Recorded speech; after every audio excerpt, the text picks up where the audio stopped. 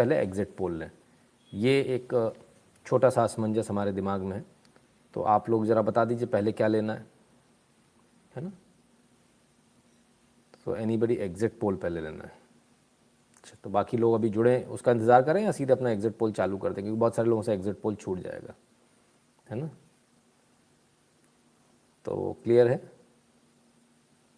Exit poll Ukraine UP, exit poll Ukraine ले लो। अच्छा जी, Ukraine निपटा दो सर पहले, मुझे भी वही लग रहा है, लेकिन ज़्यादातर लोग एग्ज़िट पोल मांग रहे हैं। मेरे ख्याल से पहले यूक्रेन वाला कर लेते हैं ना, दैट विल बी ईजी। ठीक है, तो यूक्रेन कर लेते हैं पहले।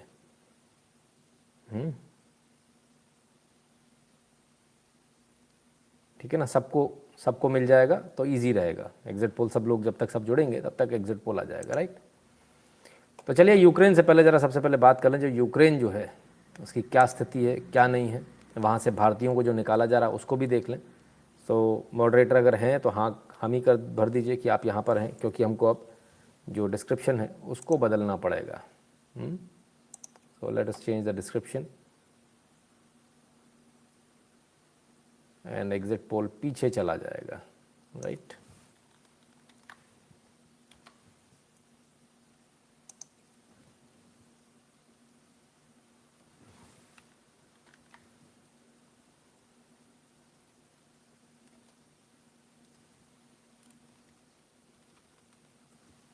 ठीक है सर, नोटिफिकेशन नहीं आया। अमित राजभर जी पहले ये बताइए, अब अमित राजभर जी का कमेंट आ जाए तो मुझे सब लोग ज़रूर बता दीजिएगा कि आप टेलीग्राम की बात कर रहे हैं या फिर आप यूट्यूब की बात कर रहे हैं। अगर आप यूट्यूब की बात कर रहे हैं सर, तो उसमें हमारी कोई जिम्मेदारी नहीं है, आपको नोटिफिकेशन कभी भी नहीं आएगा। अब तक जो आ रहा था वो भी गलत आ रहा था। ठीक है ना, खैर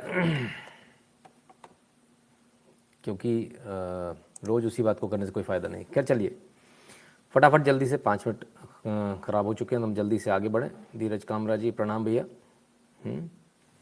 आइए ज़रा देखें क्या स्थिति है अलग अलग जगहों पे।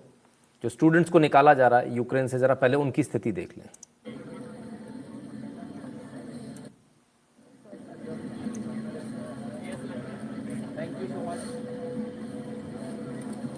क्या नाम है? थैंक यू सर, आप आ जाओ।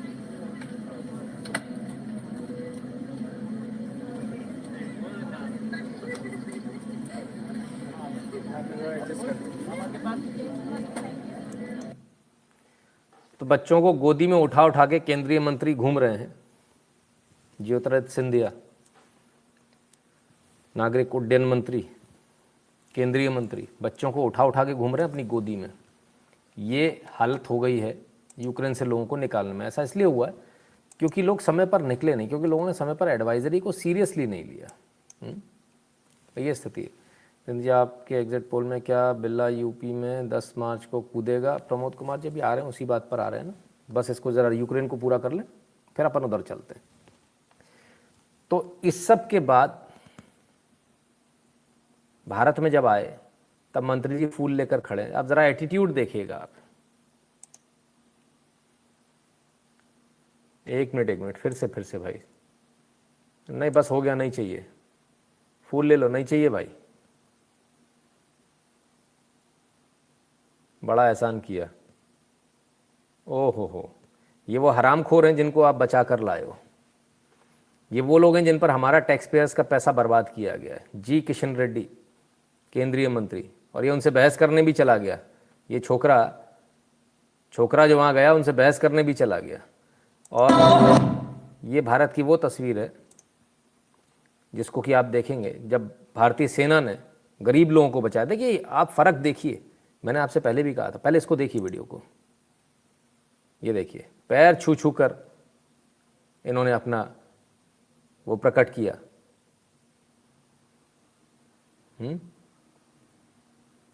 ये देखिए इसके भी पैर छुए। तो ये फ़र्क है, मैंने आपको पहले भी बताया। मिडिल क्लास, खासकर जो मिडिल क्लास है या हल्का सा अपर मिडिल क्लास होने का प्रयास करता है, सबसे ज़्यादा गंदगी उसमें है। क्योंकि बच्चों को पाल ही नहीं पाए ये लोग, ये बच्चों को बता ही नहीं पाए क्या सही है क्या गलत है। ये पैसे कमाने में लगे रहे। और आलम यह है कि इनके बच्चों को, इतने बदतमीज़ बच्चे मैं सच बता रहा हूँ, मैंने आज तक नहीं देखे। इनके तो मुंह पर थूकने की भी इच्छा नहीं करती ये बच्चे। कहना इनको पाप होगा, खैर बच्चे तो है ही नहीं, खैर ये बुढ़े हैं, नालायक, बेशरम है, निकम्मे, निगरट टाइप के लोग हैं, जो यहाँ बैठ के चरस पीते थे, जो ड्रग एडिक्ट्स थे, जो यहाँ कुछ नहीं कर पाए, अपने माँ बाप को झूठ बोल कर गए कि वहाँ से हम कर लेंगे, वहाँ से लौटने के बाद 10% भी पास नहीं हो पाता। अगर वहाँ पर भी पढ़ लेते ना सर, तो यहाँ पर रिजल्ट अच्छा होता, तो 10% भी पास नहीं हो पाता। ये वो हैं जिनको बचा कर लाया जा रहा है, जिनके लिए हमारे इतने पैसे फूके जा रहे हैं, जिनके लिए पूरे मंत्री के मंत्री खड़े हैं, केंद्रीय मंत्री फूल देते हुए। इनको फूल के नहीं, इनको लठ की ज़रूरत है, गलत फूल दिए जा रहे हैं, दे डोंट डिजर्व इट। सच्चाई है। करण वागले चाहिए okay, Reliance has taken over Big Bazaar, your analysis were among best among mainstream media. बहुत बहुत धन्यवाद करण जी। तो चलिए और देख लें ज़रा इनके एक से बढ़कर एक जो इनके कलाकार लोग जो हैं।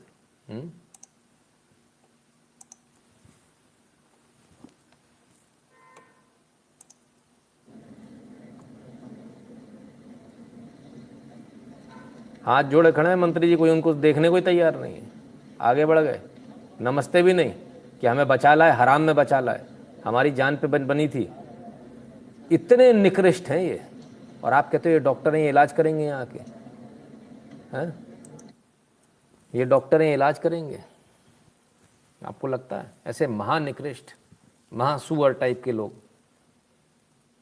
इनसे उम्मीद करेंगे हम ये हमारे लोगों का इलाज करेंगे? ये वो लोग हैं जो चमड़ी उधेड़ लेंगे अगर गलती से इनको लाइसेंस मिल गया भारत में। तो मैं तो कहता हूँ यूक्रेन या बाहर से पढ़े हुए आदमी को भारत में लाइसेंस मिलना ही नहीं चाहिए। जिसने भारत से MBBS किया वही भारत में प्रैक्टिस करेगा। खत्म, बंद करना चाहिए। तो साहब बड़ा दुख हुआ है इन चीज़ों को देखकर। इन्हें बच्चे नहीं कहा जाता, ये महानिकृष्ट टाइप के लोग हैं, महानीच। ये इनकी स्थिति है, बहुत ही बेशरम टाइप के लोग। और कुछ बेशरम हमारे यहाँ भी होते हैं जिनको रोज़ बताना पड़ता लाइक करना है, मतलब चालू होने के बाद फिर से बताना पड़ता, बार बार बताना पड़ता है। ऐसा ना हो, ठीक है ना। ये स्थिति उत्पन्न कर दी इन्होंने। खैर भारत की क्या स्थिति जरा उसको देख लें, समझ लें। मैं कैप्टन राधिका मेनन हूँ, इंडिया के first merchant navy captain and first woman to win IMO award for exceptional bravery at sea 2016. After you have come into power, there is a lot of improvement in maritime field and lot of inland waterways and a lot of encouragement. And I would like to share one of my experience with you. मैं जहाज लेके सारे दुनिया घूमी हूँ and what I जब भी मैं चाइना, पाकिस्तान और या कोई ऐसे देश जाती हूँ जहाँ हमारे से अच्छे टर्म्स में नहीं है, they always tell me you have a very strong leader. And I Pakistan और या कोई ऐसे देश जाती हूँ जहाँ हमारे से अच्छे टर्म्स में नहीं है, they always tell me you have a very strong leader. And भी मैं चाइना, पाकिस्तान और या कोई ऐसे देश जाती हूँ जहाँ हमारे से अच्छे टर्म्स में नहीं है, they always tell me you have a very strong leader. And I am really happy about it and very proud of you. तो ये हैं साहब जो पूरी दुनिया घूमे और कहती हैं कि जब मैं अपना जहाज़ लेकर जाती हूँ तो जिनसे हमारे अच्छे रिलेशन नहीं हैं, चाइना हो, पाकिस्तान हो, वो सारे लोग एक ही चीज़ बोलते हैं जब भी मिलते हैं पाकिस्तानी या चाइनीज़, तो कहते हैं कि आपके पास में एक बहुत स्ट्रॉन्ग लीडर है। स्ट्रॉन्ग लीडर ही इनको निकाल कर ला रहा है। और ये निकम्मे, नाकारे, निकृष्ट लोग, नमस्ते करने में भी इनको दिक्कत है। कमाल के लोग हैं। चलिए खैर, आज कुछ सीरीज ऑफ ट्वीट्स हैं, जरा पहले उनको दिखा दें PMO की तरफ से। जन औषधि केंद्र तन को औषधि देते हैं, मन की चिंता को कम करने वाली भी औषधि है और धन को बचाकर जन जन को राहत देने वाला केंद्र भी है। दवा का पर्चा हाथ में आने के बाद लोगों के मन में जो आशंका होती थी कि पता नहीं कितना पैसा दवा में खर्च होगा, वो चिंता कम हुई है।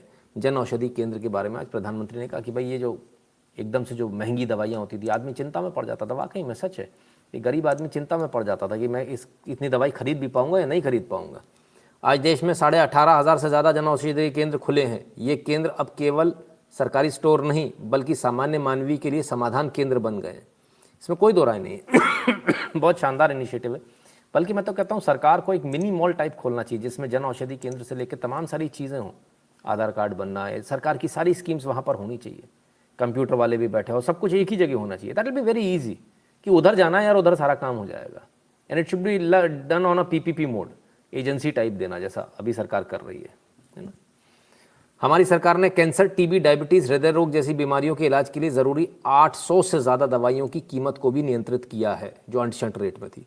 सरकार ने भी सुनिश्चित किया है स्टंट लगाने और नी इम्प्लांट की कीमत भी नियंत्रित रहे। तो स्टंट लगाने की जो पहले अंट-शंट कीमत थी उसको भी जो है अब वो कर दिया गया है। तो साहब ये स्थिति है। गूगल रिस्ट्रिक्टेड टू पे यू। प्रोफेसर साहब क्या करूं, गूगल बहुत मेहरबान है तो गूगल पे से कर लीजिए। मेरे ख्याल से वो शायद सही चल रहा होगा, ऐसा हम मान कर चलते हैं। चलिए पहले थोड़ा आगे और ले लेता हूँ। Enough about ungrateful SOBs. चलिए अब इसके बाद सबसे बड़ी खबर, और आज की बहुत बड़ी खबर है, वो ये रही आपके सामने। कुछ दिन पहले ही सरकार ने एक और बड़ा फैसला लिया है जिसका बड़ा लाभ गरीब और मध्यम वर्ग के बच्चों को मिलेगा, यानी आपको और हमारे बच्चों को। हमने तय किया है कि प्राइवेट मेडिकल कॉलेजों में आधी सीटों पर सरकारी मेडिकल कॉलेज के बराबर ही फीस लगेगी। यानी जो प्राइवेट मेडिकल कॉलेज जो खुल गए हैं, जो धंधे का जो एक उन्होंने वो खोल लिया, उस पर अब लगाम लग गई है। 50% सीट जो है प्राइवेट मेडिकल कॉलेजों की उनको अलग कर दिया गया है। सरकारी कॉलेज की फीस लगेगी, सिर्फ गवर्नमेंट जो कॉलेज की फीस है वही फीस लगेगी। प्रधानमंत्री मोदी का बहुत ज़बरदस्त, बहुत बड़ा फैसला, बहुत बड़ा इम्पैक्ट लाएगा ये। लेकिन इन निकम्मे नाकारे जो ये बच्चे जिनको कहा जा रहा है, जो ठूंठ हैं, जो ढेड़ हैं, इनको शायद ये भी समझ में नहीं आएगा, क्योंकि ये निकम्मे फिर भी नहीं पढ़ेंगे। ये वही लोग हैं नशा करने वाले, जो पढ़ नहीं पाते, नशा करते करते इनकी ज़िंदगी निकलती है। तो ये क्या पढ़ेंगे, इनसे क्या उम्मीद की जाए। ये 50 इसमें भी सेलेक्ट नहीं हो पाएंगे, कोई फ़ायदा नहीं है। ठीक है ना। तो भीम यूपीआई का भी ऑप्शन दे भाई, भीम यूपीआई ऑलरेडी है दादा। 8770720196 सब पर है भीम यूपीआई, है ना। n_शुक्लाइन@UPI वो भी है, भीम यूपीआई, है ना। तो क्लियर है। तो ये प्रधानमंत्री मोदी का बड़ा फैसला। अब जो लोग आए हैं, क्या सारे के सारे ऐसे ही नालायक हैं? सरकार की बहुत शुक्रगुजार हूँ। मैं जिन चीज़ों से गुजरी, मेरे तो क्या सबके सब ऐसे ही नालायक हैं या फिर कुछ ढंग के लोग भी हैं इसमें? को उन हालातों में नहीं समझ। ज़रा वो भी देख लें। हद दर्जे की नालायक को स्टूडेंट्स के रूप में वापस लाया गया, लानत है। हाँ अभिजीत जी, बिल्कुल हद दर्जे के नालायक हैं। पीएम मोदी जी, आपको सैल्यूट है कि एक तो आपने इतना बड़ा ऑपरेशन चलाया, ऑपरेशन गंगा, जिसमें इंडियन स्टूडेंट्स को आपने रेस्क्यू करवाया। और इतनी हिम्मत सिर्फ आप में ही है कि आपने पुतिन से बात कर, प्रेसिडेंट पुतिन से बात कर बाकी सब तो ऐसे ही हैं, बात पे हवाई करते हैं, सारी ख्याली पुलाव बनाते हैं। बस दम है तो इंडिया में ही है, फ्लैग ही अपना सब कुछ। जय हिंद, जय हिंद, जय हिंद। मोदी है तो मुमकिन है, सब मुमकिन, मोदी है तो मुमकिन। तो कुछ स्टूडेंट ऐसे भी हैं जिनको मालूम है, जिनको पता है कि वाकई में हमारे प्रधानमंत्री ने क्या किया, कोई दूसरा तो बात भी नहीं कर पा रहा। सच्चाई है कि कोई पुतिन से बात भी नहीं कर पा रहा था। अब उनकी भी बात कर लें, हीरोइनों की। वो जो पापा की परियां हैं, जिन्हें टीवी पर आना था, हीरोइन बनना था, एक दिन की फेम चाहिए थे, फेम तो मिल गई, लातें भी बहुत पड़ी हैं ऐसे स्टूडेंट्स को, जम कर लानत भेजी जा रही है। और मैं आपसे कहता हूँ इनको छोड़ना मत, या आपको शादी में मिले, आपके रिश्तेदार हों, तब भी बहुत ज़ोर से चिल्ला के, इतनी ज़ोर से चिल्लाना कि डीजे वीजे सब फेल हो जाए, और तब कहना नालायक निकृष्ट हो तुम। इनकी बेइज्जती, इनके माँ बाप की बेइज्जती भरे बाजार करो जी। शादी ब्याह में अभी होंगी ना, शादियाँ फिर से स्टार्ट होंगी, धड़ाधड़ वहाँ बेइज्जती करो, इनके माँ बाप की लानत भेजो इनको, आप चिंता मत करना आपका रिश्ता क्या हो रहा है, क्योंकि देश ज़्यादा बड़ा आपके रिश्ते से, इसको याद रखना। इनको छोड़ना मत, जहाँ मिले वहाँ इनकी लानत भेजना इन पे। कहीं भी आ जाएं, है ना, इधर आ जाएं, उधर आ जाएं, मार्केट में मिल जाएं, मॉल में मिल जाएं, वहाँ लानत भेजो। जहाँ आप पहचान लो इनको, वहाँ लानत भेजो। सुनिए इनकी, सुनिए। जब जूते पड़ने शुरू हुए तो मिजाज बदल गए। मैं भारत सरकार की बहुत शुक्रगुजार हूँ। मैं जिन चीज़ों से गुजरी, मेरे को उन हालातों में नहीं समझ में आ रहा था कि क्या करना है, और मुझे बस मेरा घर और मुझे मेरा परिवार याद आ रहा था। और भारत सरकार ने काफ़ी मदद करी, मुझे मेरे घर सही सलामत पहुँचाया, और जो मीडिया वालों ने मेरी बातों को तोड़ा मरोड़ा है और आप तक पहुँचाया है, वो गलत है। औकात समझ में आ गई जब मोहल्ले वालों ने, इधर उधर ने दे दनादन इनको जूते लगाए होंगे। ये आप लोगों की ताकत है भाई, आपके जूते लगाने की। मैंने कहा ना, जूते दो तरह से फटते हैं, एक पहनकर सदुपयोग करके, और एक और सदुपयोग होता है। जब आप दूसरा सदुपयोग करते हो तो भारत सुधर जाता है। इसलिए निवेदन है कि अपना दूसरा सदुपयोग आप हमेशा तैयार रखा कीजिए, है ना। प्रोफेसर साहब कहते 4 दिन तक पेमेंट नहीं करनी। आई कैन अंडरस्टैंड सर, है ना। तो ये है इनकी औकात, इन्हें बच्चे कहा जा रहा है। इन निकृष्ट ठूठों ने, ढेड़ों ने सिवाय नशा करने के आज तक जीवन में कुछ नहीं किया। और जो लोग काम कर रहे हैं, ज़रा देखिए, आर्ट ऑफ लिविंग वाले काम कर रहे हैं, खाना खिला रहे हैं बच्चों को। इस्कॉन वाले काम कर रहे हैं, खाना खिला रहे हैं। आरएसएस वाले काम कर रहे हैं, 3500 बच्चों को बॉर्डर से पार कराया। बीएपीए स्वामीनारायण संस्था काम कर रहे हैं, खाना खिला रहे हैं। सब लोग काम कर रहे हैं ऐसी बुरी स्थिति में भी, ऐसी जंग की स्थिति में भी। अगर कोई निकम्मे कुछ नहीं कर रहे, खाकर जो गाली दे रहे हैं ना, खाकर जो गर्रा रहे हैं, वो ये निकम्मे हैं। इसलिए इनको जूते लगाना बहुत आवश्यक है। क्लियर है? ठीक है ना। इसलिए बहुत आवश्यक है, छोड़ना नहीं चाहिए ऐसे लोगों को, सबक सिखाना चाहिए। और ये लोग किन से इंस्पायर्ड है? हॉलीवुड मूवीज से। बताया जा रहा है एक वीडियो कि देखिए किस तरह से फिल्माया जा रहा है, किस तरह से फिल्माया जा रहा है बाकायदा। वहाँ पर जो घटनाएं हो रही हैं, जो आपके सामने आ रही हैं यूक्रेन की तरफ से, उनको बाकायदा नेटो कैसे फिल्मा रहा है। देखिए ज़रा।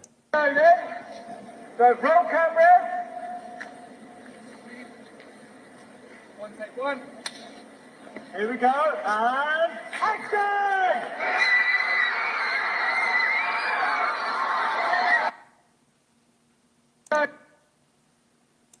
और ज़रा देखिए, ब्रेकिंग रशिया क्लोज का following more updates, helpless Ukrainian people. ये ब्रेकिंग अपडेट्स बाकायदा इस सीन को फिल्माया गया, सीन को उसी जगह का है। इस तरह से रशिया के अगेंस्ट में बताया जा रहा है। और ये लोग उनसे इंस्पायर्ड होते हैं, ये जितने भी लोग हैं इस प्रकार के। प्रेम गिरी जी धन्यवाद। तो ये कमाल के, ये अपने आप को पढ़ा लिखा बोलते हैं, स्टूडेंट बोलते हैं। मुझे शर्म आती कैसे लोग हैं ये। और इनकी औकात दिखाऊं, इस तरह के जो लोग होते हैं। बहुत दर्द हो रहा होगा आज जो मिडिल क्लास लोग हैं उनको, कि मैं आज उनकी लंका लगा रहा हूँ। मैं भी आप ही में से हूँ, पर वो वाला नहीं हूँ, है ना। जो आप लोग जो माँ का लाडला बनाते हो, पापा की परी जो बनाते हो ना, वो नहीं है हम।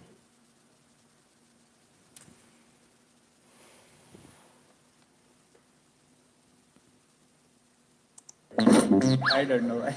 ये नहीं पता मुझे, नहीं पता। ईवीएम पूछा साहब, ईवीएम नहीं मालूम किसी को। आइए आगे देखते हैं। EVM? No. No knowledge, sorry. मुझे नहीं पता। को नहीं लग रहा कि ईवीएम में इतनी धांधली गड़बड़ी ये सब चल रही, तो हमें वोट पेटीएम से डालने चाहिए। अगर ऐसा हो तो बहुत अच्छा होगा। हाँ, डाल सकते हैं। आजकल पेटीएम का ही चल रहा है हर चीज। हाँ, ये भी अच्छा आइडिया है। और वो भी सही है। वो लोगों के ऊपर डिपेंड करता है कि वो कैसे डालना चाहते हैं, ईवीएम से या फिर पेटीएम से। तो चुनाव जीतने के बाद जो सीट कमाल है साहब। ईवीएम से डालेंगे, पेटीएम से डालेंगे, कैसे वोट डालेंगे। सॉरी, ये इन बच्चों का कहना है। कमाल है, ईवीएम का फुल फॉर्म नहीं मालूम। और ये इनसे यो करा लो, अंग्रेजी बुलवा लो। Oh my God, you know, it's too hot out there. Summers are approaching. हाँ, और कुछ को तो बोलना भी नहीं आता, इतना बुरा हाल है। खुला कराना, छुट्टा कराना, तो ये नहीं बोलेंगे छुट्टा कराना है, खुला कराना है। भैया चेंज है, चेंज, चेंज बोल ले, नहीं आता तो सीख ले। चेंज क्या होता है? अब स्मार्टनेस दिखानी, अंग्रेज दिखाना अपने को, भैया चेंज है, चेंज। कमाल है, कहाँ कहाँ से आते हैं यार, कमाल के लोग हैं। मैंने ऐसे गजब के लोग मैंने आज तक नहीं देखे, खतरनाक खतरनाक लोग हैं भाई। मिलती सीट कैसी मिलती है? ईवीएम के बाद चुनाव जो हो गया, है, वो सीट लोहे की मिलती है लकड़ी की? लकड़ी की भी होती है, एल्यूमिनियम की भी होती है, लोहे की होती है, बहुत धांधली गड़बड़ चुनाव जीतने के बाद जो सीट एल्यूमिनियम की भी होती है, लोहे की होती है, बहुत एल्यूमिनियम की भी होती, लोहे की भी होती, दाढ़ी बढ़ा रही है ना, आ गया मैं, आजकल फैशन चल रहा है। अरे नमूने, इसमें जुए घूम रहे हैं, जुए घुन घूम रहे हैं इसमें, कटवा ले जाके। तेरा बाप तेरे को कुछ बोलता नहीं भाई?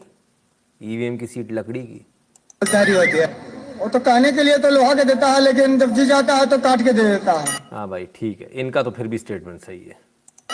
मैं तो लेदर या फिर नॉर्मल वुडन प्रेफर करूंगी। ये लेदर प्रेफर करेंगी, मतलब जानवरों के चमड़ा निकाल लो, चमड़ी उनकी खींच लो, उसमें ने कोई दिक्कत नहीं। इनकी खींच लो अभी तो इनको प्राण निकल आएंगे। ये गोरी चमड़ी का कमाल है भाई, गोरे हो जाओ। लकड़ी की, लकड़ी की, लकड़ी की ही ये बात। अरे शाबाश मेरे राजा। लकड़ी की, उसमें थोड़ा स्पंज भी लगा होता है। लकड़ी की, लकड़ी की लोहे की होती है। लकड़ी की मिलती है, लकड़ी की मिलती है। सीट लकड़ी की मिलती भाई, सब समझ लो आप, फिर मत कहना बताया नहीं था। ऐसे गजब गजब लोग हैं, कमाल है साहब। ये आपकी जनरेशन है आज की।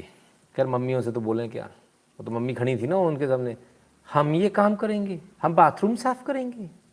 अब मैं तो भूल ही गया, शक्ल ही बदल गई थी उसकी। बड़ी भारी प्रधानमंत्री नहीं चली आ रही भाई, उसके बाप ने पूरा भारत खरीद रखा, वो कर ही नहीं सकती भाई। क्वीन एलिजाबेथ, उनके बगल से क्वीन विक्टोरिया खड़ी हुई थी। हाँ बताओ, बहुत जाति करी है हमारे बच्चों पे। लिपस्टिक लगानी नहीं आती ढंग से, कमेंट जरूर पास करना है जिस बारे में कुछ पता नहीं है। वॉर की स्पेलिंग पूछ लो, नहीं मालूम होगी। यूक्रेन की पूछ लो, लिख नहीं पाएगी मैयो, लेकिन उसको ये पता है जाति को। ये बच्चा हमारा बच्चा विदेश में गवा पढ़ने, हाँ अरे विदेश में गवा है। बाप ने, यानी अपने पति, माँ के लिए बोल रहा हूँ, अपने पति को चूरमा बना बना के रिश्वत लेने पे मजबूर कर दिया, हराम का पैसा लेके घर आ गया, हराम के पैसे से बच्चे पढ़ रहे हैं, तब ये हालत है। कुछ एक ऐसे भी हैं जो जेन्युइन लोग भी हैं, इसमें ऐसा नहीं है, बेचारे बड़ी मुश्किल से पढ़ा रहे हैं, अपने घर जमीन बेच के पढ़ा रहे हैं, वो भी ऐसे भी हैं, उनको भी बच्चे धोखा दे रहे हैं। Inspired from Kabir Singh, why some news channels are reporting negative side of government work rather than appreciate। Karan ji, agenda चलाएंगे तभी तो पैसा मिलेगा, डंडा चलाएंगे तभी तो पैसा मिलेगा। Nitin Shukla ji, unparalleled analytics, we all love and respect him, no one can stop us. जो उखाड़ सके तो उखाड़ लो। जी अभिजीत जी, तो लोगों को दर्द होता है सर, ऐसी बात बोलता हूँ, ऐसी भाषा बोलता हूँ तो। दिल्ली वाले लोग हैं, दिल्ली वाले। आइए, दिल्ली की बात हो रही तो दिल्ली से भी एक वीडियो आया आज। अरे गजब रे गजब, दिल्ली दिल वालों की है। ये है दिल्ली मेरे यार, बस इश्क मोहब्बत प्यार, ऐसी गाना था ना, बड़ा खुमारी वाला। तो कुतिया को पकड़ लिया भाई, इतना कितना इश्क मोहब्बत प्यार है। अरे झाड़ू वाले, ओफो, आओ भाई। आपकी कोई भी आशा वर्कर देगी नहीं इसको हाँ जी, लगा लो। एक पे फोन फ्री दे रहा है।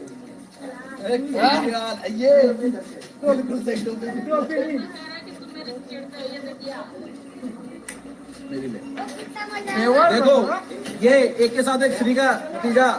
आम आदमी ऐसे दारू पी के सो रही है, केजरीवाल सरकार कर रही है, नहीं कोई तरक्की नहीं कोई कुछ, खाली दारू फ्री।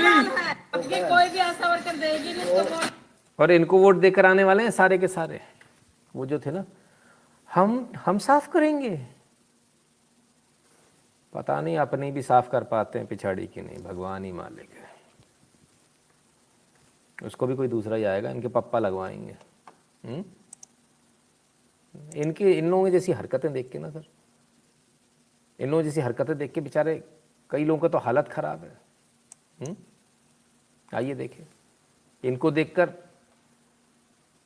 ये हमारे बबलुश ये परेशान हो गए।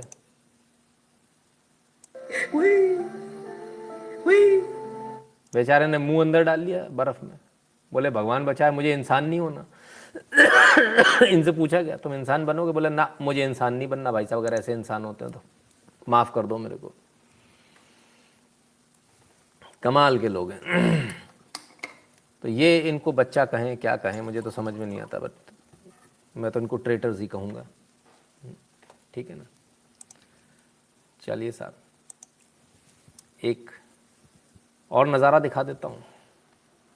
ये चाइना का नज़ारा है जिसको लेकर ये कहा जाता है चाइना बड़ा सुपर पावर है। ये सुपर पावर देख लो भाई साहब।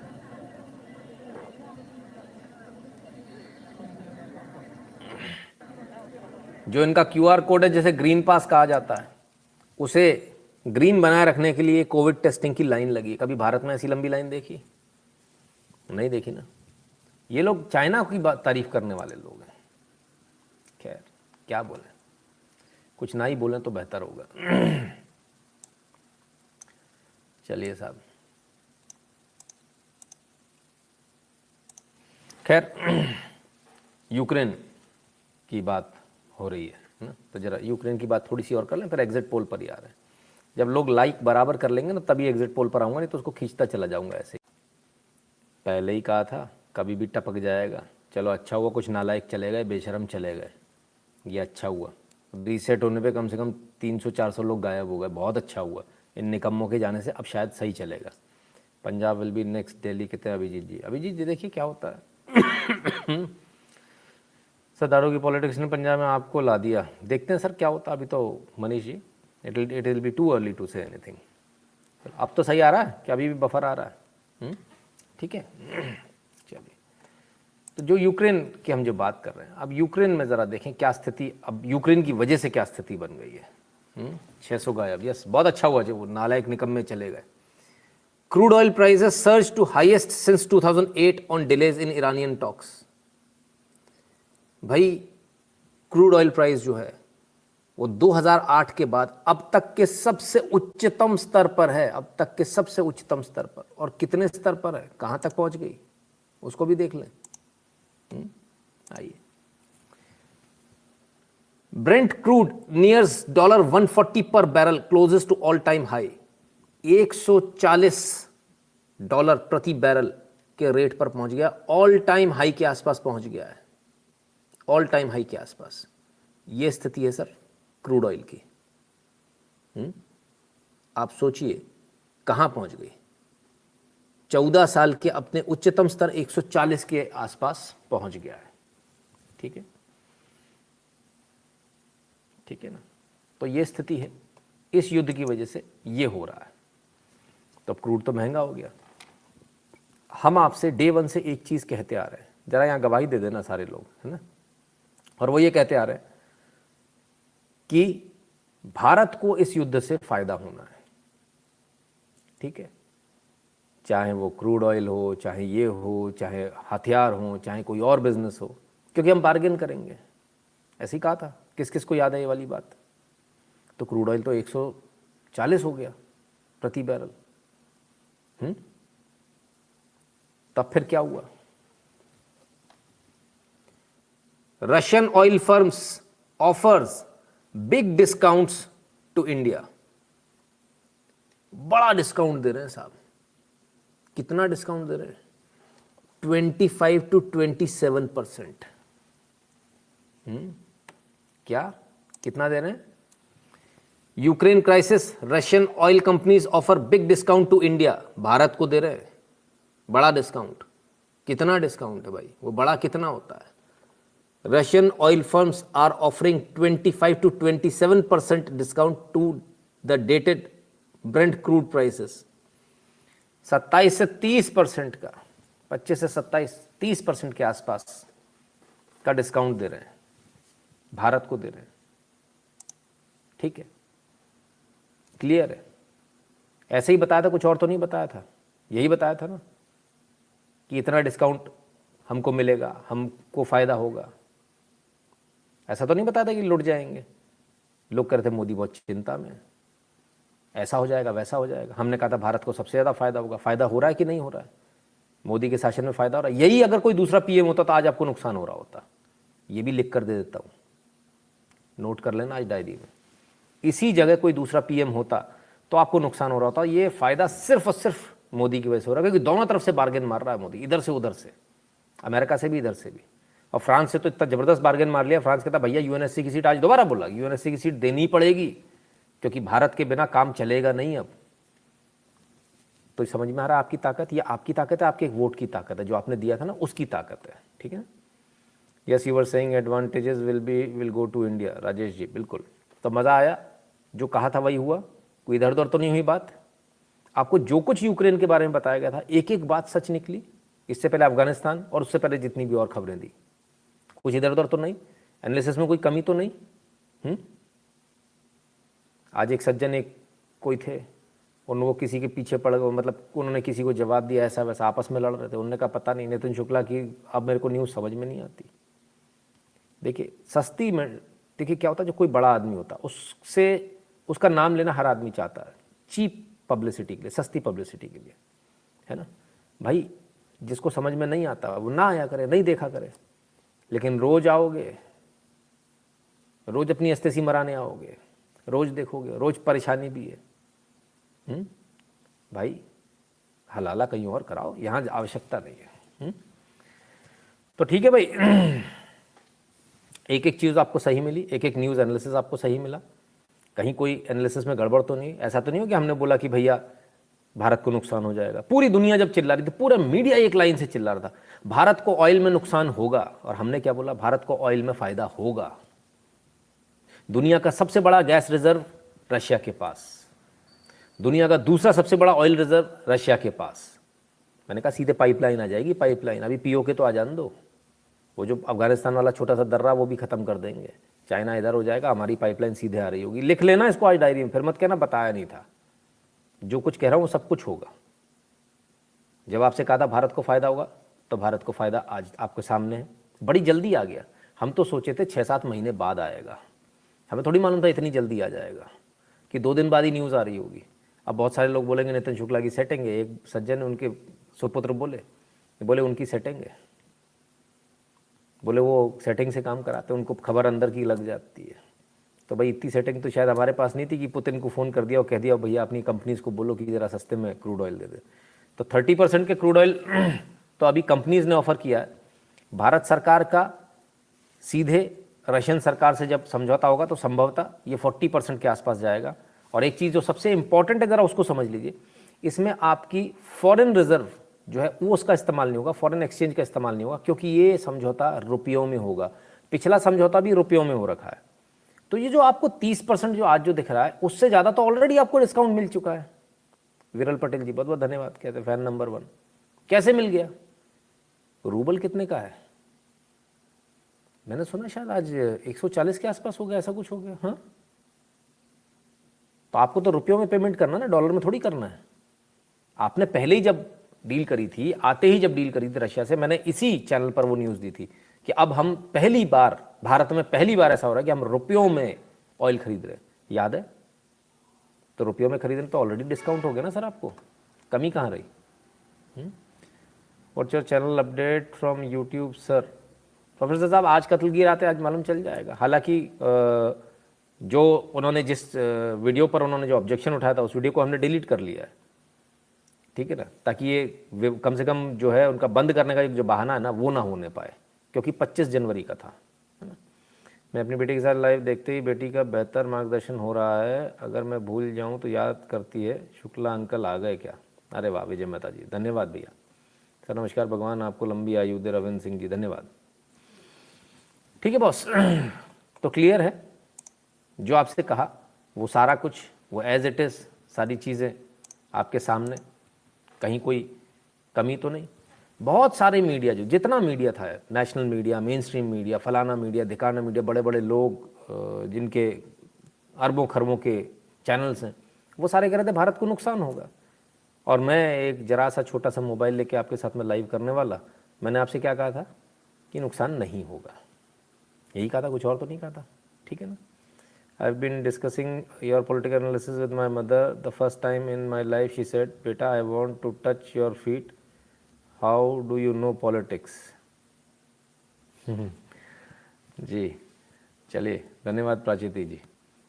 प्रबीर हल्दर जी कहते हैं ऑलवेज एडवांस न्यूज़। जी प्रबीर जी, प्रयास हमारा यह रहता है सबसे पहले सबसे सही न्यूज़ दें। सबसे पहले तो खैर एक अलग बात है, लेकिन सबसे सही न्यूज़ दें। तो अब इतने सब के बाद यदि इतना सब चल रहा है तो ऐसे में बहुत सारे लोगों को एक मतलब ये रहता है कि यार इनके पास न्यूज़ कैसे पहुंच जाती है। अब इसमें हम क्या करें, हमारे पास आ जाती है पहले तो।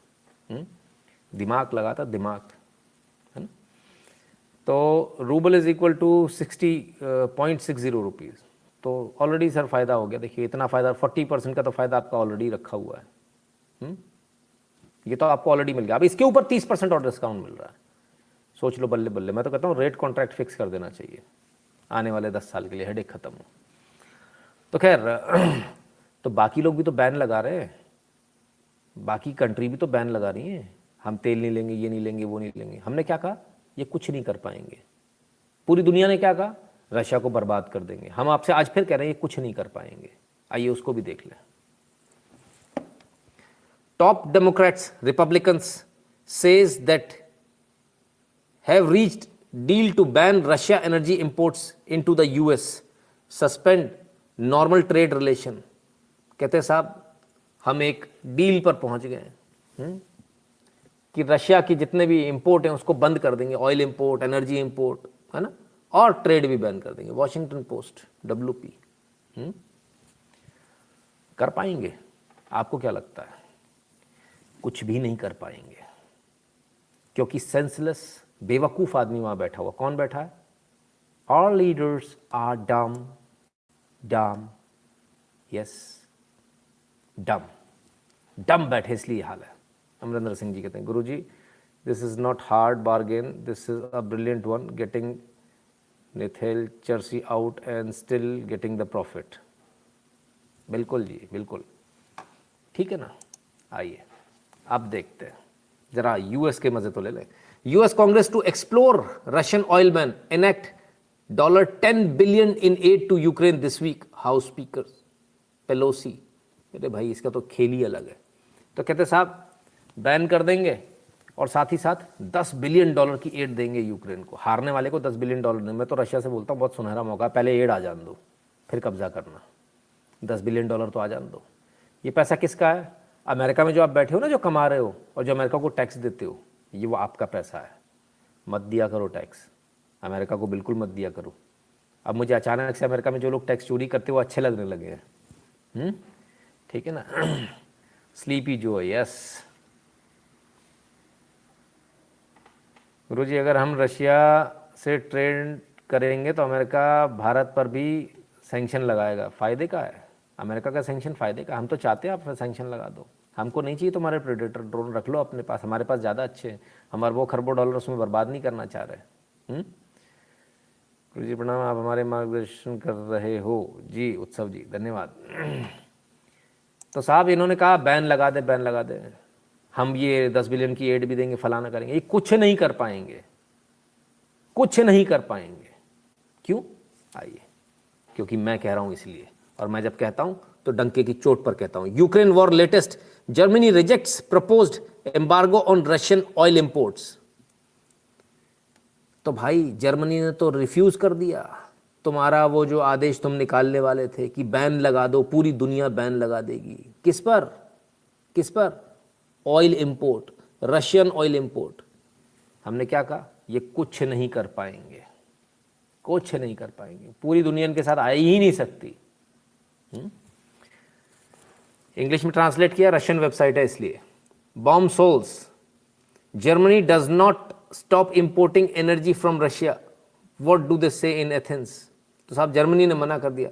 Germany call says European energy needs cannot be secured without Russia and its import. Germany has no plans to suspend them. Ole baby. सिर्फ जर्मनी की नहीं, यूरोप की एनर्जी डिमांड्स मीट आउट ही नहीं हो सकती बिना रशिया के। यही तो एडवांटेज है, यही तो जियोग्राफिकल एडवांटेज है रशिया को, क्योंकि सारा रास्ता वहीं है। बीच में कोई बड़ा समुद्र नहीं आ रहा है ना, तो पॉसिबल ही नहीं है बिना उसके होना। इसलिए तो हम कह रहे थे कोई फर्क नहीं पड़ने वाला है। देखिए, सारी चीज़ों को समझना पड़ेगा, सारी चीज़ों को देखना पड़ेगा। जब आपको नक्शा दिखाते ना, उस नक्शे से आप अपने दिमाग में एक नक्शा बना लिया कीजिए कि यहाँ से कौन सी चीज़ कहाँ से किधर से जा सकती है। क्लियर है? अन्यथा बड़ी दिक्कत होगी, अन्यथा आपको समझने में कष्ट होगा, समझ नहीं आएगा। उधर अल्जाइमर चाचा बैठा हुआ है। अरे सर, अल्जाइमर चाचा की तो लंका लग गई, मैं आपको बताता हूँ कैसे, उसको भी देखिएगा, अभी वो बताता हूँ।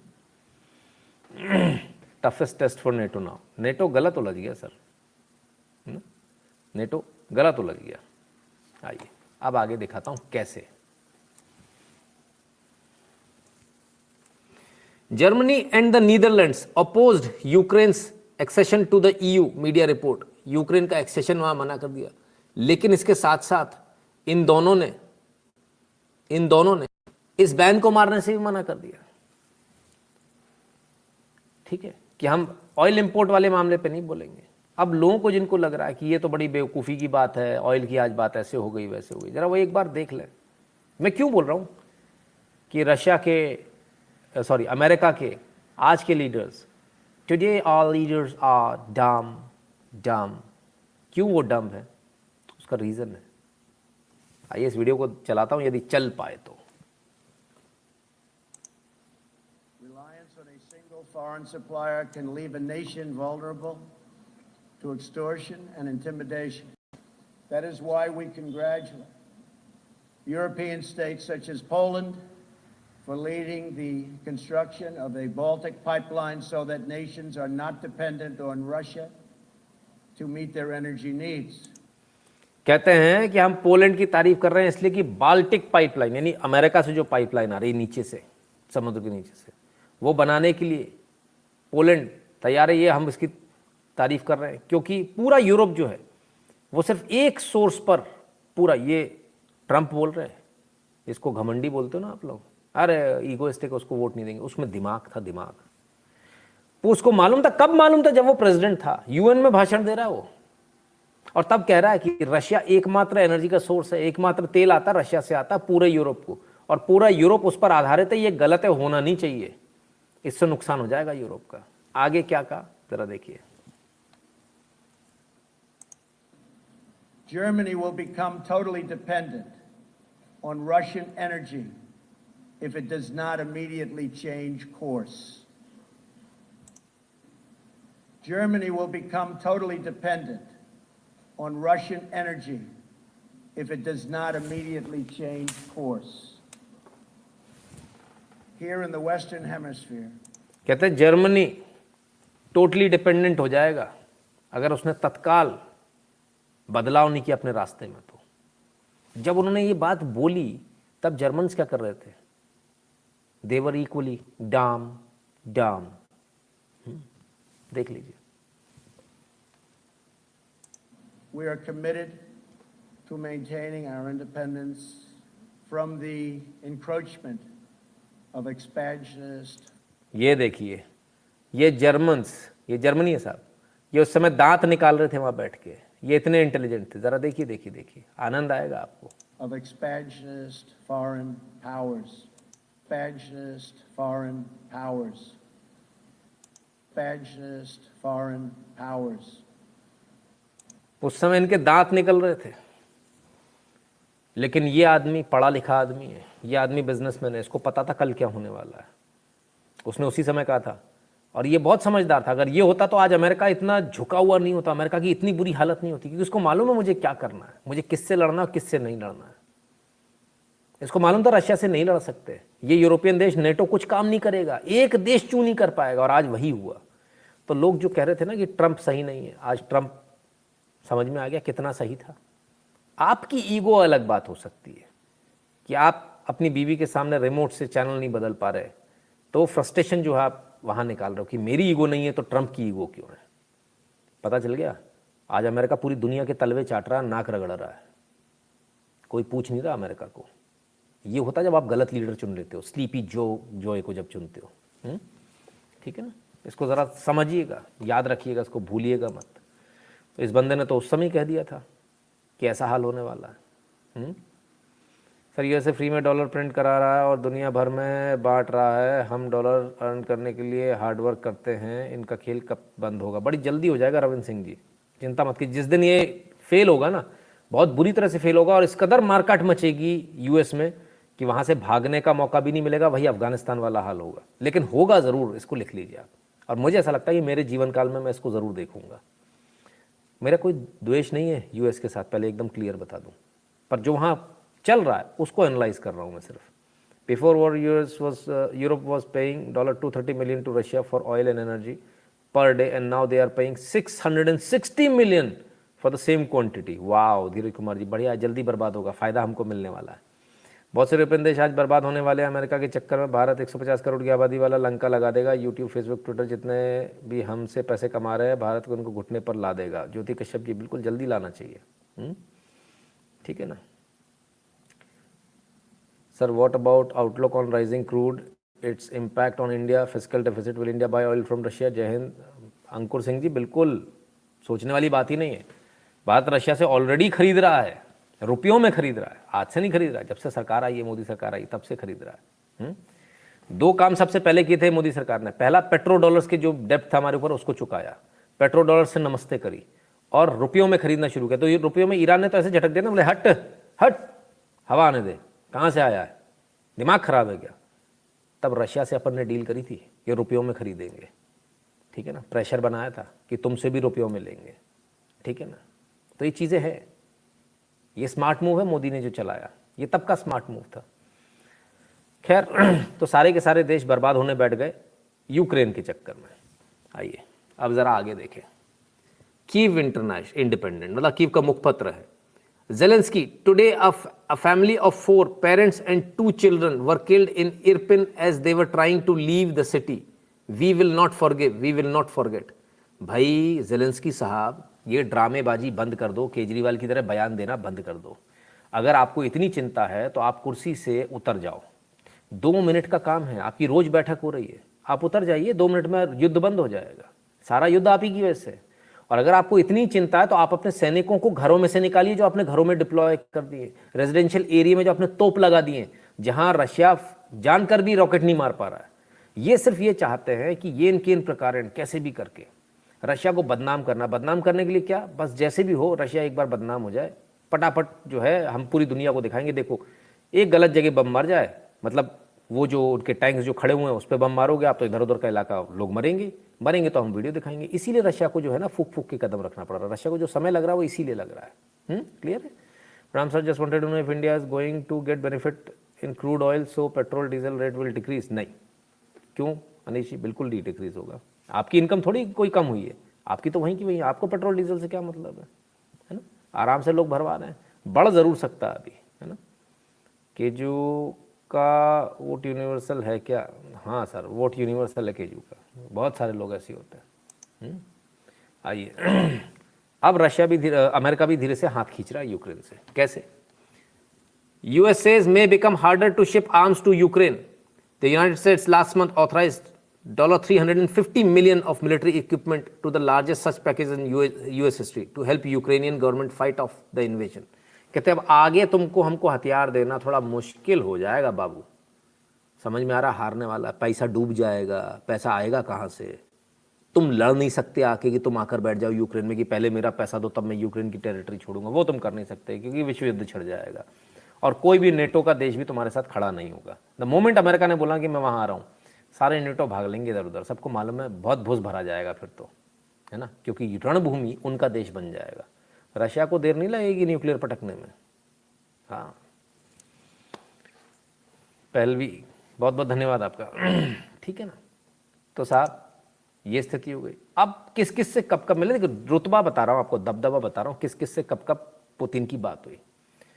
3 लीडर्स से बात हुई है, इनके अलावा किसी से बात नहीं हो रही है। वो 3 लीडर कौन है? 24 तारीख को प्रधानमंत्री मोदी और फ्रेंच प्रेसिडेंट, 27 तारीख को इजराइल के पीएम, 28 तारीख को फिर से फ्रेंच प्रेसिडेंट, ठीक है ना। 2 मार्च को प्रधानमंत्री मोदी और इजराइल के पीएम, 3 मार्च को फ्रेंच प्रेसिडेंट, 5 मार्च को इजराइल के पीएम, वहीं पहुँचे, क्रिमिनल पहुँचे। 6 मार्च को फ्रांस के राष्ट्रपति, 7 मार्च को फिर प्रधानमंत्री मोदी। यानी कुल मिलाकर देखें तो प्रधानमंत्री मोदी, फ्रांस के राष्ट्रपति, प्रधानमंत्री मोदी, फ्रांस के राष्ट्रपति, बस इन्हीं लोगों से बातचीत हो रही है, और इजराइल के प्रधानमंत्री से। तो और कोई दुनिया में है नहीं क्या? बस यही लोग बचे हैं क्या? और फ्रांस तो भारत के लिए बिल्कुल तगड़े तौर से कह रहा है, भैया यूएनएससी की सीट दे दो, परमानेंट दे दो, फटाफट दे दो, जल्दी दे दो। You are 100% right about US, they are running out of money and as the liberals are giving free grants and money out as employment and no one is paying their mortgage, lot of foreclosures coming. हाँ मनीष मंजुल जी, काफ़ी दिक्कत में आएगा। और सबसे बड़ी दिक्कत मालूम कहाँ आएगी? वो जो फ्री आर्म पॉलिसी है ना, वो मरवा देगी यूएस को। जब गड़बड़ फैलेगी ना, तब वहाँ तलवारों चाकुओं से नहीं काटेगा आदमी, सीधे गन से एक दूसरे को गोली मार रहा होगा। लूट डकैती जो होगी वो इस कदर होगी कि वहाँ से भागना बड़ा मुश्किल होगा लोगों को। मैं आज इसलिए बता रहा हूँ क्योंकि बहुत सारे मेरे व्यूअर्स यूएस में हैं। मैं सिर्फ ये बता रहा हूँ, जब ऐसी स्थिति, आज मैं आपको इसलिए बता रहा हूँ, ऐसी स्थिति का देखे रहिएगा। हल्की सी भी सरसराहट हो ना तो निकल लीजिएगा, क्योंकि बाद में एकदम से भागने का मौका नहीं मिलेगा। ठीक है, क्लियर है? तो साहब ये स्थिति है। तो यूक्रेन की ये स्थिति है। खैर भारत की क्या स्थिति है? भारत में भी लोग आ रहे हैं बाहर से, भाग भाग कर आ रहे हैं। देखें क्या हुआ। पाकिस्तान से आए 40 और हिंदुओं को आज भारतीय नागरिकता प्रदान कर दी गई। ठीक है, सही हो रहा है? जो सताए हुए लोग थे, जो पाकिस्तान से भाग कर आए थे, उनको भारतीय नागरिकता आज दे दी गई। 41 एग्जैक्ट नंबर, 41 लोगों को नागरिकता दे दी गई। सर आरजू काजमी के साथ आपका इंटरव्यू देखा, यूएसए के कपड़े उतार दिया आपने। शिखर राजपूत जी, मैंने तो नाम भी नहीं लिया था यूएस का, बाद में लिया, लेकिन उस जगह नहीं लिया जहाँ लेना चाहिए था। India Russia Iran can spoil America's oil game, absolutely यही होने वाला है और यही होगा, है ना। तो चलिए और देख लें बदलाव आ रहा है तो किस किस प्रकार से आ रहा है। स्टेशन पे अब तक नमाज पढ़ते तो आपने बहुत देखा होगा, आइए आज कुछ अलग दिखाएं आपको।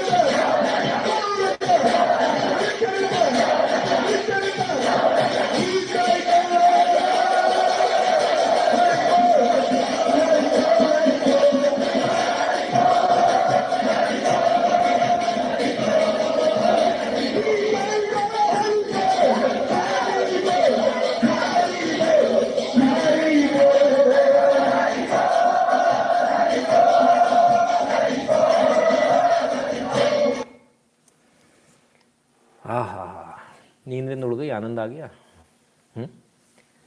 तो ये तो आप भी कर सकते हैं, पर आप कहाँ कर पा रहे हो। फिर आप वो कहते हो विदेशी फलाने ढिकाने, वो लोग आके आप क्या कर जा रहे हैं और आपको पता ही नहीं। देखिए पूरी दुनिया एक तरफ सिंक हो रही है, the world is sinking and India is rising, this is the difference, है ना।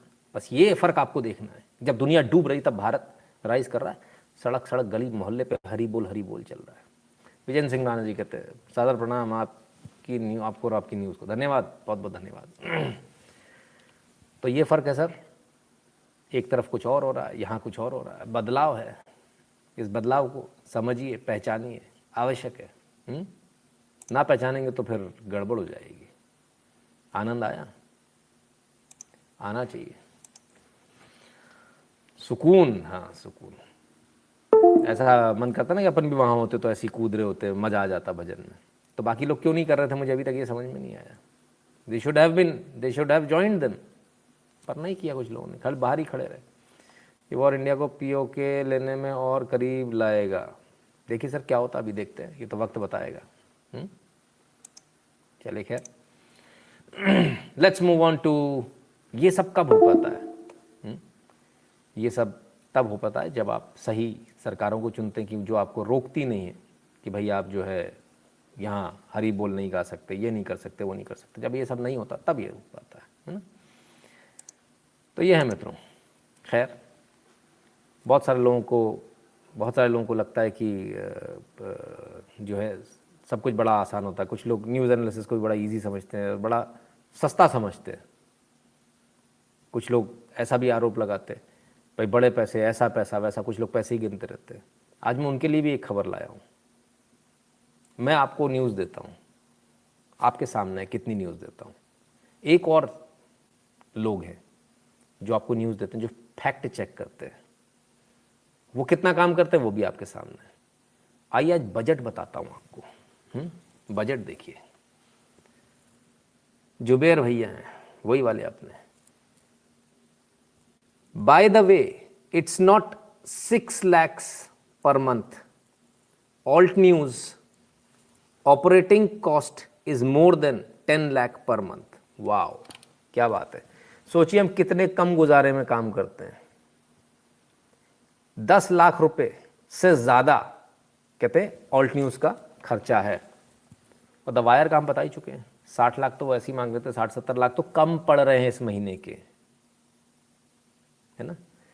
अब उनकी न्यूज़ देख लीजिएगा, इधर की देख लीजिएगा, वो कितने घंटे काम करते हैं, हम कितने घंटे काम करते हैं, हिसाब लगा लीजिएगा। तो जो लोग कहते हैं ना कि सर ये सस्ता काम नहीं होता, ये कभी सस्ता काम नहीं होता, इसमें बहुत पैसा लगता है। यही कारण है कि न्यूज़ चैनल्स बिके हुए होते हैं, क्योंकि पैसा देगा कौन, आप थोड़ी दे रहे हो, तो कौन दे रहा है, तो कोई और तो दे रहा है। इनको तो फंडिंग हो जा रही है, राष्ट्रवादियों को नहीं हो पाती है, उनको कौन पूछेगा, है ना। उनका कोई इकोसिस्टम थोड़ी है कि बड़े बड़े कॉर्पोरेट्स आके उनको दे जाए, इसलिए फ़र्क होता है। 10 लाख सर कुछ भी नहीं है, लोगों का 1-1 करोड़ से ज़्यादा का बिल है। ये बहुत कम बताया इन्होंने झूठ बोला है ये। अगर इनके असली बिल फाड़े जाएंगे ना तो ये कम से कम ये भी 60-70 लाख पर मंथ के आदमी होंगे, मतलब इनका खर्चा होगा कम से कम सारा मिलाकर। तो ये झूठ बोल रहे हैं, या अभी भी 10 लाख बोल रहे हैं, झूठ बोल रहे हैं। हरि नाम में जादू और नशा है, हाँ किरण जी बिल्कुल। तो ये स्थिति है साहब, इतना पैसा लगता है। No, that means nothing is so easy, nothing is cheap. सब कुछ न्यूज़ में जब आप जाते हो ना, लीस्ट पेइंग जॉब है न्यूज़ का। कॉमेडी सीरियल बनाइए, बहुत अच्छा चलता है, कॉमेडी करने लगूँ भी बहुत अच्छा चलेगा, बहुत सारे व्यूज़ आएंगे। सबसे कम व्यूज़ राष्ट्रवादी और डबल हैमरिंग होगी, और सबसे लीस्ट पेइंग जॉब है, और सबसे बड़ा ही घटिया टाइप का सा ये काम है। बस ये इसलिए होता है क्योंकि लोगों को जागृत करना है, बस इस पर्पज़ से चलाया जाता है। तो हम जैसे जितने भी लोग हैं सिर्फ उनका एक ही पर्पज़ होता है कि भाई कम से कम लोग जागृत हो रहे हैं न्यूज़ के बहाने से। मंगेश भैरत जी कहते हैं थैंक यू, बहुत बहुत धन्यवाद भैरत जी, एंड ऑल्सो वेरी थैंकलेस। हाँ, इसमें कोई दो राय नहीं, थैंकलेस तो सर 100% है। चलिए अब चलते हैं एग्जिट पोल की तरफ, क्योंकि सारे लोग आ गए हैं, एग्जिट पोल लोग सुनना भी चाह रहे होंगे, तो ज़रा एग्जिट पोल की तरफ चले। या फिर चलो बाकी की न्यूज़ बाद में लेंगे, पहले एग्जिट पोल ही ले लें, क्योंकि लोग ज़्यादा परेशान हो जाएंगे। तो उत्तर प्रदेश की बात करें तो उत्तर प्रदेश की पहले कुछ खबर ले लें। दोपहर 12 बजे तक ही सड़कों पर खेल सकेंगे होली। पहले ऐसा आता था अखबार में, एसपी साहब, अरे मूंछों पे ताव देते हो, 12 बजे के बाद खेल मत लेना, मार बैत सही कर देंगे। आपकी सरकार आ गई तक होली साल में एक बार आती है, जुमा साल में 52 बार आता है। योगी, लो भैया होली के सम्मान पर योगी का बयान, जमकर खेलो होली। ये फ़र्क था तब में और अब में। और क्या, और फ़र्क देख रहा, अभी सरकार आई नहीं है, अभी देखिए, पहले देख लीजिए बिना सरकार आए क्या जलवे हैं।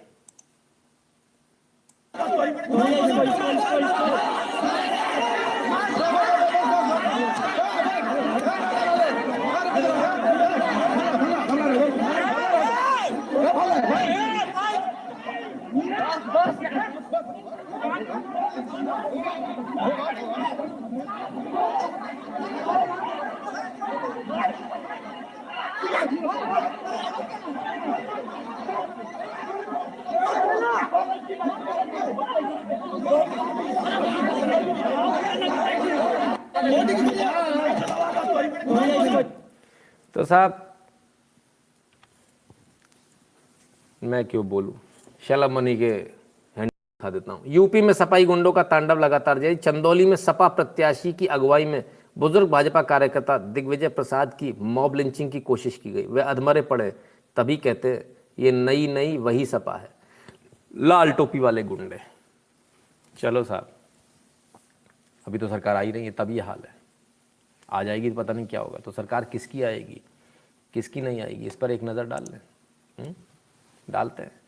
नरेश आहूजा जी धन्यवाद। US dirty game has always in to create cancer for countries. It was Ukraine for Russia, Taiwan for China and Pakistan for India. It needs to end. हाँ पॉल साहब बिल्कुल, it needs to end. We can see CM Yogi as natural successor of Modi. Can we see? अभी sir result आने दीजिए, मालूम चलेगा। पहले result तो आ जाने दीजिए। चलिए, बहुत सारे लोगों के कई सारे जो है ना, ललित अग्रवाल जी धन्यवाद। MVS कुमार जी, तपास कुमार विश्वास जी, सुब्रत सेन जी, प्रतीक गुप्ता जी और सुचारिता बनर्जी, कृष्णन जी, चतुरेश रंजन जी और ब्रह्मन कोकर, राजेंद्र जी, गौरव पांडे जी, विश्वरंजन पांडा जी और प्रीतेश डी पटेल जी, बहुत बहुत धन्यवाद आप सभी का। ठीक है, चलिए थोड़ा आगे चलूं।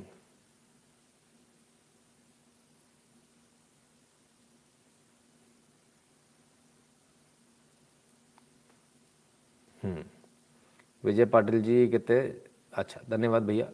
अशोक जी कहते thanks for enlightening us, keep up the good work. धन्यवाद अशोक जी। अवनीश कश्यप जी धन्यवाद। डॉक्टर खेरेड़े विजय धन्यवाद।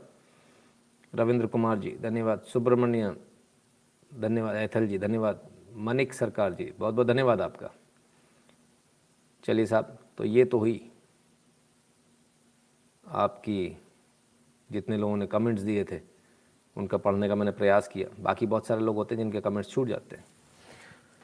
तो शुरू करो उत्तर प्रदेश। आपको परिश्रम को प्रणाम बड़े भैया, जय श्री राम। धन्यवाद देवराज वर्मा जी। तो शुरू करें, आइए देखें कि रिजल्ट तो बात की बात है, एग्जिट पोल क्या कह रहे हैं। पहले ज़रा पोल ऑफ पोल्स में सारे एग्जिट पोल आ गए। India Today, my Axis, Times Now, TV9 Bharatvarsh, news 24, news X, poll start.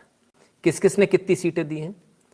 Times Now India Today my Axis ने दिया 288 to 326, Times Now 225, TV9 Bharatvarsh 221 225, news 24 294, news X poll start 211 से 255। ये भाजपा को सीटें दी है। और ABP न्यूज़ का जो सर्वे है वो है 228 टू 244।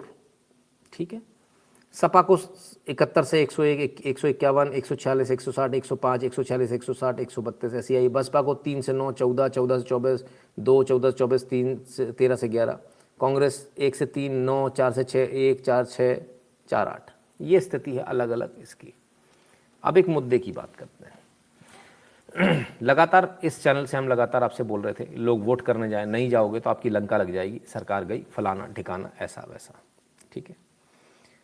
अब बड़ी बात यह कि हमारा मकसद क्या था।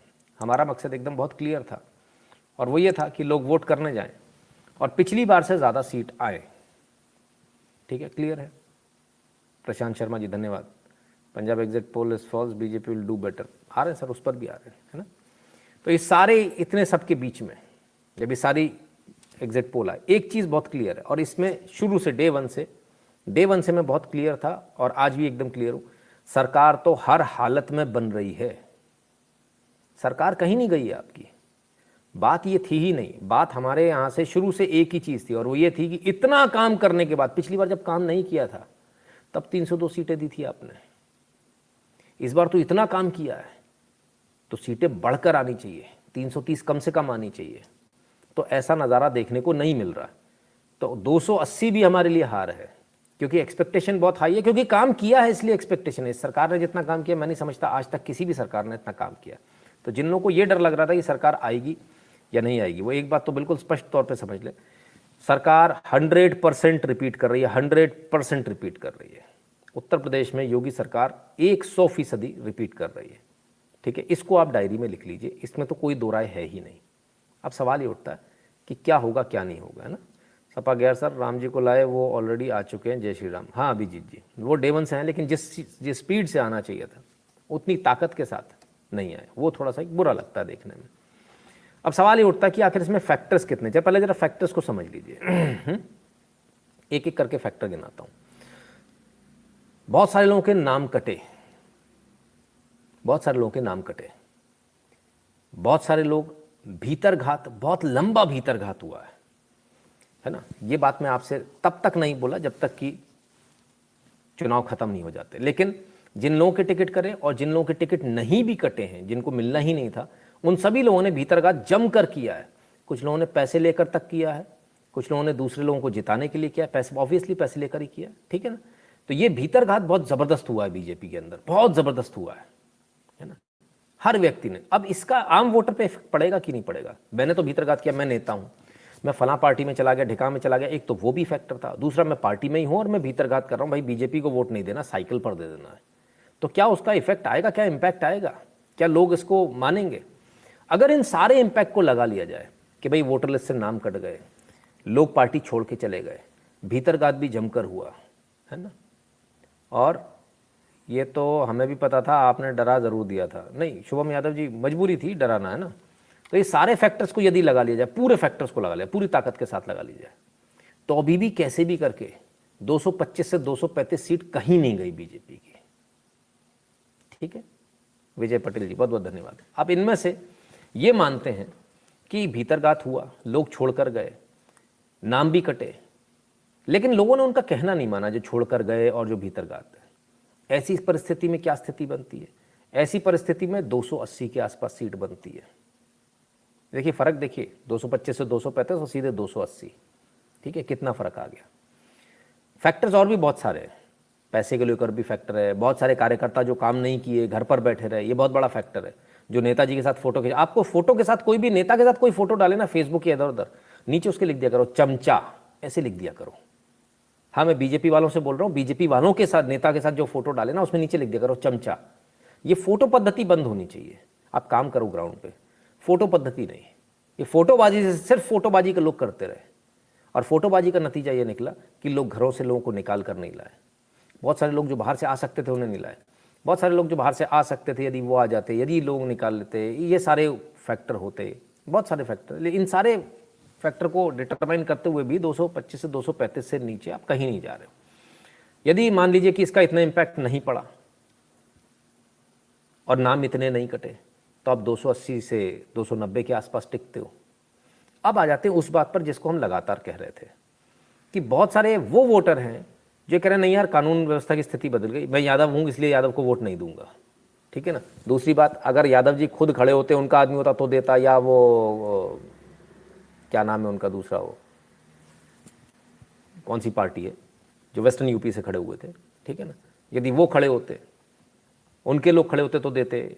मुसलमान खड़ा है तो हिंदू मुसलमान चुनाव हो गया, ध्रुवीकरण हो गया, फलान हो गया, ढिकान हो, बहुत सारे परमुटेशन कॉम्बिनेशन चले। बहुत सारे मुस्लिम्स ने आरएलडी, बहुत सारे मुस्लिम्स ने इस बात को लेकर बोला कि हमें कानून व्यवस्था अच्छी मिली है, औरतों की जो हिफाजत है वो हो गई है, हम वोट दे रहे हैं। यदि इन फैक्टर्स को लगा लिया जाए, आज भी यदि इन फैक्टर्स को लगा लिया जाए, तो बीजेपी 330 के आसपास पहुंचती है। हाँ बिल्कुल सही बोल रहा हूँ, ये फिगर कहीं भी किसी ने भी नहीं दिया है, 330 का फिगर किसी ने भी नहीं दिया है ना। ठीक है ना। थैंक यू गुरु जी, ये सुनने के लिए ही मैं मरे जा रहा था। आपने जब बोला था तो सरकार तो गई, मैं 2 दिन से सो नहीं पाया था क्योंकि बनारस घूमा था मैं। अंकुर मौर्य जी, नहीं बोलना पड़ता है सर, मजबूरी है, लोग निकलते नहीं वोट देने के लिए, है ना। कम से कम इतना बोलूँगा तो आप लोग अपने रिश्तेदारों को 2 गाली दे के धक्का दे के भगाओगे तो सही कि बाहर निकलो वोट देकर आओ, ठीक है ना। अब क्या मुझे बहुत रोना आ रहा है गुरुजी, यूपी में हार के कारण हमारे श्री अखिलेश टोटी चोर जी नहीं रहे, RIP चोर। अरे क्या सर, सुन लो, पहले सुन लो। अब इस सारे में सवाल ये उठता है कि भाई हमारा एनालिसिस क्या आएगा, कि हम इस किस उस पर जाएंगे।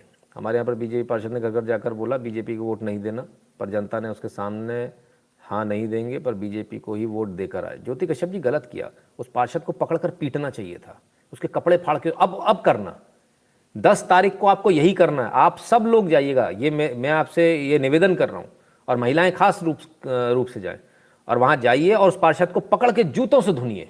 मैं आपसे कह रहा हूँ, आपके ऊपर मुकदमा होगा, मैं उसके फीस दूंगा, मैं वकील खड़ा करूंगा आपके लिए, आप कोई चिंता मत कीजिए। जूतों से मारिए ऐसे लोगों को, अब मौका आ गया ऐसे लोगों को चुनकर इनकी धुलाई करने का, ठीक है ना। तो सर मैं गाली दे देकर वोट दिलवाया हूँ, हाँ बहुत अच्छा, शाबाश। अब सवाल ये उठता है कि हमारा एग्जिट पोल, बहुत सारे लोग बोलेंगे भाई आपके हिसाब से क्या बनती है पोजीशन। देखिए 2 चीज़ें हैं, एक दिमाग जो कहता है चीज़ों को कम करके तोलना चाहिए, तो दिमाग जो बोलता है वो बोलता है 255 प्लस माइनस 25, 10% का प्लस माइनस अपन रखते हैं ना, तो 255 प्लस माइनस 25 ये दिमाग बोलता है। अब बोलेंगे दिल क्या बोलता है, कायदे की बात है, दिल की बात करेंगे तो दिल बोलता है 305 प्लस माइनस 30, वो 10% अगेन। तो अब सवाल ये उठता कि 255 प्लस माइनस बोल दिया और इधर भी इतना बोल दिया, तो इतना बड़ा वेरिएशन कवर कैसे होगा। तो मैं दिल से काम करने वाला आदमी हूँ, दिमाग से काम करने वाला आदमी नहीं हूँ, इसलिए मैं अभी भी 305 प्लस माइनस 30 के साथ जाऊँगा। और मेरा ऐसा मानना है जितना सरकार ने काम किया, जितना सरकार ने मेहनत करी है, उस हिसाब से अगर ईमानदारी के साथ देखा जाए तो जो मिलना चाहिए वो 330 प्लस मिलना चाहिए। लेकिन जो बीजेपी के लोग हैं, जो बीजेपी का भीतरघात है, जो बीजेपी के जो कार्यकर्ता जिन्होंने काम नहीं किया, उन नालायकों की वजह से जो सीटें कम होंगी 330 में से, वो सिर्फ इन नालायकों की वजह से कम होंगी, जो इन्होंने पार्षद बताया ज्योति कश्यप जी ने। ऐसे तमाम सारे वो लोग हैं जिनकी वजह से सीटें कम होंगी, अगर होंगी तो। बाकी I am still very positive, I am still very this thing, कि मुझे ऐसा लगता है कि जब पेटियां खुलेंगी तो एक तरफा यूपी में फिर से हम भगवा लहराएंगे। तो एक तरफा पेटियां खुलनी चाहिए, ऐसा मुझे लगता है, ऐसा मेरा दिल बोलता है, ऐसी मेरी गट फीलिंग बोलती है। हो सकता है मैं गलत हूँ, देखो दिमाग फिर वही बोलता है कि दिमाग से अगर बात करेंगे तो दिमाग से अगर आप आओगे तो काफ़ी नीचे आ जाओगे, लेकिन अगर दिल की बात, क्योंकि मैं हमेशा दिल से चलता हूँ, यहाँ भी दिल से बोलता हूँ, कोई स्क्रिप्ट तैयार नहीं करता, तो आई अगेन गो विथ दिल। एंड 305 प्लस माइनस 30 इधर और उधर, तो 330 का 335 का ऊपर तक जाता है, और नीचे आपका शायद 275 या 275 पर आता है, राइट। सो एकदम क्लियर है सर, काम जितना किया है उस हिसाब से अगर 280 के नीचे आता है या 300 के नीचे भी आता है, तो मेरी निगाह में वो एक हार होगी। और वो हार इसलिए नहीं होगी कि सरकार ने काम नहीं किया या योगी जी ने काम नहीं किया, वो हार इसलिए होगी कि वहाँ के जो कार्यकर्ता हैं उन्होंने हराया, उन भीतरघातियों ने हराया। और मैं समझता हूँ इट इज़ हाई टाइम अब इसके बाद बीजेपी को बहुत सख्त होकर ऐसे लोगों के खिलाफ कार्रवाई करनी चाहिए। बहुत आवश्यक है कि ऐसे लोगों पर कार्रवाई हो, बहुत आवश्यक है उन तमाम सारे लोगों पर कार्रवाई हो जिन्होंने वोट काटे, आपके नाम काटे वोटर लिस्ट में से, उनको जेल भेजने की बहुत आवश्यकता है। बहुत सारी जगहों से ऐसे वीडियो आए जहां जो पर्यवेक्षक बैठा हुआ था वो जाकर वोट दबाया आया। एक वीडियो हमारे पास में आज ही आया कि ये साइकिल पर वोट दबाया है, मुझे नहीं देना था। वो औरत बोल रही है, वो लेडी बोल रही है कि इन्होंने साइकिल पे वोट दबा दिया, मुझे नहीं देना था साइकिल पे। हंगामा खींचा इस बात को लेके, लेकिन वही पुलिस की हुट करके। तो ये जो चीज़ है ये बहुत गलत है, ऐसी चीज़ें बहुत हुई हैं। तो इसका कितना इम्पैक्ट आएगा? जनता ने मेरे हिसाब से 330 प्लस सीटें दी हैं बीजेपी को, और यदि जितनी भी सीटें कम होंगी फिर वो इन चोरों की समझ लीजिएगा जो जाकर वोट दबाया है, जिन्होंने नाम काट दिए, इन पर एक्शन होने की अब स्थिति आनी चाहिए। ना आपकी न मेरी, पूरी बीजेपी की। हाँ, ये भी बात सही है, ऐसा भी कर सकते हैं, है ना। ठीक है, तो एकदम क्लियर है सर, जो स्थिति आपके सामने वो एकदम क्लियर है। और सरकार बीजेपी की हर हाल में आ रही है, ये एकदम क्लियर है। इसलिए इस पे से तो आप दिमाग हटा दीजिए कि सरकार आएगी या नहीं आएगी। और मुझे अभी भी ऐसा विश्वास है इतने एग्जिट पोल के बाद भी कि जब खुलेगी पेटियां तो तस्वीर शायद बहुत अलग होगी। क्योंकि मैं ऐसा मान कर चल रहा हूँ, ऐसा दिमाग तो मानने को तैयार नहीं होता, लेकिन दिल ऐसा कह रहा है कि शायद वो जो औरतें जो कह रही थी, मुस्लिम औरतें, कि हमने वोट दिया, शायद वो वोट देंगी। दिमाग मानने को मना करता कि वो किसी कीमत पे वोट नहीं दे सकते, पर ऐसा लगता है कि शायद वो लोग वोट देंगे, क्योंकि सुरक्षा तो उनको भी मिली है, बिजली उनके यहाँ भी आ रही है, सब कुछ है। कुछ तो सेंसेबल लोग होंगे।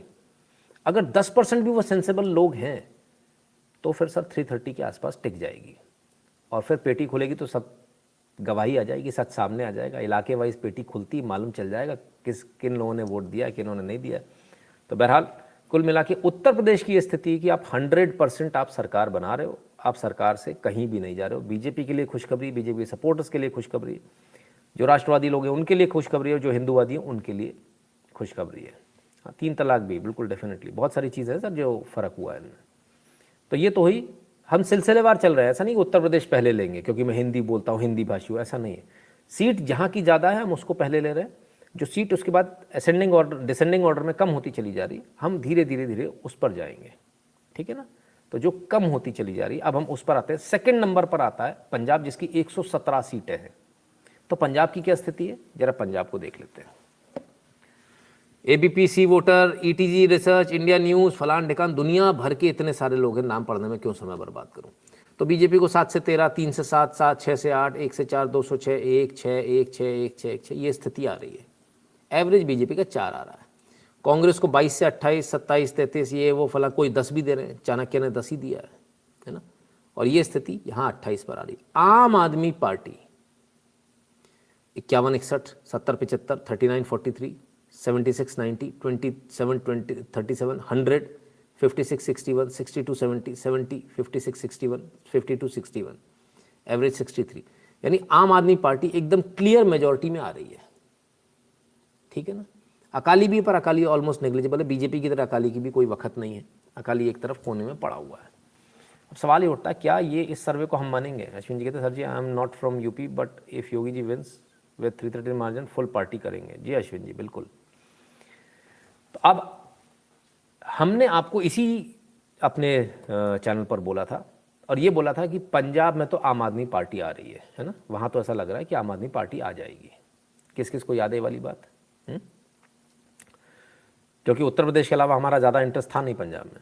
पिद्दू का क्या होगा इफ ऑल पार्क AAP comes to power, it seems Congress will kick him out, 2 comedian running Punjab, Piddu, Bhagwant Mann, Ankur. अंकुर जी बिल्कुल, देखते हो क्या होगा। मनीष मंजुल जी बहुत बहुत धन्यवाद भैया।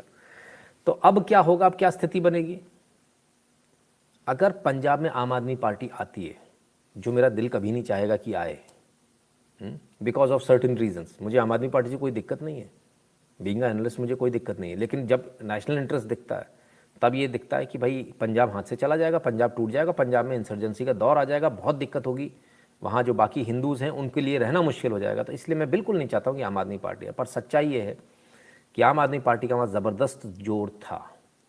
सच्चाई एक और है, मैं I will repeat my words, Punjab के अंदर बीजेपी अपने इतिहास का सबसे बेहतर परफॉर्मेंस देने जा रही है। आई विल रिपीट, पंजाब के अंदर बीजेपी अपने इतिहास का सबसे बेहतर परफॉर्मेंस देने जा रही है, जबकि इस बार अकेले लड़ रही है, अकाली नहीं है साथ में। इसके बावजूद मैं इस बात को बोल रहा हूँ, पता नहीं क्यों मुझे ऐसा लगता है कि ग्राउंड पर जो है वो बीजेपी बहुत बेहतर का। हालांकि इनको काम नहीं करने दिया, बीजेपी वालों को मारा पीटा गया जहाँ जहाँ बीजेपी वाले दिखे, ये हुआ है, ये सब कुछ किया है। ये किया किन्ने? खालिस्तानी सुअरों ने, और खालिस्तानी समर्थित ही आम आदमी पार्टी की सरकार वहाँ बनने वाली है। तो ये सिचुएशन बड़ी देखने लायक होगी, बड़ा मज़ेदार होगा। जब पेटियाँ खुलेंगी तभी समझ में आएगा, क्योंकि वहाँ पर भी बहुत कुछ है। क्योंकि वो जो किसान आंदोलन वाले थे वो भी खड़े हुए, उनको तो पता ही नहीं चला कहाँ गए वो खालिस्तान वाली पार्टी भी खड़ी हुई, उसको पता ही नहीं चला कहाँ चली गई। कांग्रेस भी खड़ी है, आम आदमी पार्टी भी खड़ी है, लेकिन इस सब के बीच आम आदमी पार्टी ने अपना, क्योंकि उनका जो नेटवर्क है बहुत तगड़ा, वो बहुत मेहनत करते हैं। वो देखिए, इस मामले में आम आदमी पार्टी की तारीफ करनी पड़ेगी। उनका IT सेल लगातार 5 साल पूरे काम करता है, बिना थके बिना रुके। डेली उनके से पोस्ट आती है, और आम आदमी का जो तोता होगा ना, वो पढ़ा पढ़ाया तोता होगा, वो वही पोस्ट पे बोलेगा देखो ऐसा हो गया, देखो ऐसा हो गया। उसके बाद जवाब नहीं होता जब आप पलट कर उसको पलटवार कर दे। जैसे मेरे आप लॉजिकल मेरे सबूतों के साथ मेरे वीडियो लेकर जाएंगे तो क्या बोलेंगे, ये तो यार बीजेपी IT सेल का है। उनके पास जवाब नहीं होगा, आपको एक सवाल दाग देंगे, उनके पास जवाब नहीं होगा ना। तो ये सच्चाई है, बहुत बड़ा फ़र्क है। व्हाट अबाउट कैप्टन साहब का सर ज़्यादा यहाँ फिलहाल जो एग्जिट पोल आए हैं उसमें तो नज़र नहीं आ रहा, लेकिन मुझे ऐसा लगता है कैप्टन साहब कहीं कुछ मतलब 10-15 सीट तो शायद निकालनी चाहिए, है ना, ऐसा मुझे लगता है। निकाल पाएंगे नहीं निकाल पाएंगे एक अलग बात है, बाकी बीजेपी क्या करेगी क्या नहीं करेगी वो पेटी खुलने के बाद समझ में आएगा। पर जैसा हमको समझ में आ रहा था शुरुआती दौर में, मुझे नहीं पता बाद में, क्योंकि हमने वहाँ से जो है अपना ध्यान हटा लिया था। शुरुआती दौर में ऐसा लग रहा था बीजेपी करीब करीब 30 के आसपास सीट ला सकती है, लेकिन फ़िलहाल अभी क्या स्थिति है उसके बारे में जानकारी लेंगे तब हम उस बारे में क्या करेंगे। पंजाब से एकदम से आउट ऑफ टच में हो गया था, ठीक है, क्लियर है। तो पंजाब में फ़िलहाल आम आदमी पार्टी सबसे बड़ी पार्टी बनेगी, ये तो पक्की बात है। हो सकता है सरकार भी बना ले, हो सकता है हंग असेंबली भी हो, तो ये पंजाब के बारे में कहना बड़ा मुश्किल होगा। So let's wait for another 2 days, सच्चाई सामने आ जाएगी, ठीक है। अब आते हैं सीटों के हिसाब से तीसरे नंबर पर जो आती है, जो प्रदेश आता है वो है उत्तराखंड। उत्तराखंड पर मेरी नज़र जरूर थी। 70 सीटें हैं। पहले देख लें लोगों ने क्या क्या दिया है। ABP news, C voter, ETG research, India news, India Today, फलाना टिकाना, इतने सारे, चाणक्य, फलान टिकान, बहुत सारे। 26 से 32, 37 से 40, 32 से 31, इतने इतने इतने, एवरेज आ रहा है 35 का। कांग्रेस 32 से 28, 29, 32, ये वो फलान टिकान, एवरेज आ रहा है 32 का, ठीक है। अब ज़रा यहाँ पर समझ लीजिए, हमने उत्तराखंड के लिए हमने आपको एकदम क्लियर कट बताया था कि उत्तराखंड में नेक टू नेक फाइट गई है। हो सकता है बीजेपी को कुछ सीटें कम पड़ जाएं, जबकि इससे पहले हमने उत्तराखंड को क्या बोला था, उत्तराखंड क्लीन स्वीप कर रही है बीजेपी। कब कहा था? चुनाव होने से पहले। हमने क्या कहा था? धामी जी ने आने के बाद में सिचुएशन को बिल्कुल टर्न अराउंड कर दिया और बहुत अच्छी तरीके से मैनेज किया, और मैनेज करने के बाद नतीजा ये है कि वहाँ पर बीजेपी रिपीट मारेगी। लेकिन इसमें क्या बदलाव हुआ? इसमें बदलाव ये हुआ, भीतरघात हुआ, जमकर हुआ उत्तराखंड में भी। ये बात हम आपको इसी चैनल पे बता चुके हैं। किस किस को याद है? हाँ लिखते जाया करो कि याद है ना। तो ये चीज़ जो है हमने आपको इसी चैनल पर बताई थी कि ज़बरदस्त भीतरघात हुआ है, और इन भीतरघातियों की वजह से वहाँ पर जिन लड़कों ने काम किया था उन पर FIR फटेंगे अगर सरकार बदल गई तो, याद है। तो यहाँ पर भी कमोवेश उत्तर प्रदेश वाली सेम सिचुएशन है।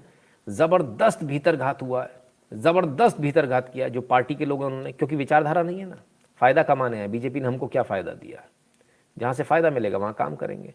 तो ज़बरदस्त भीतरघात हुआ, लेकिन पब्लिक किसको वोट देगी?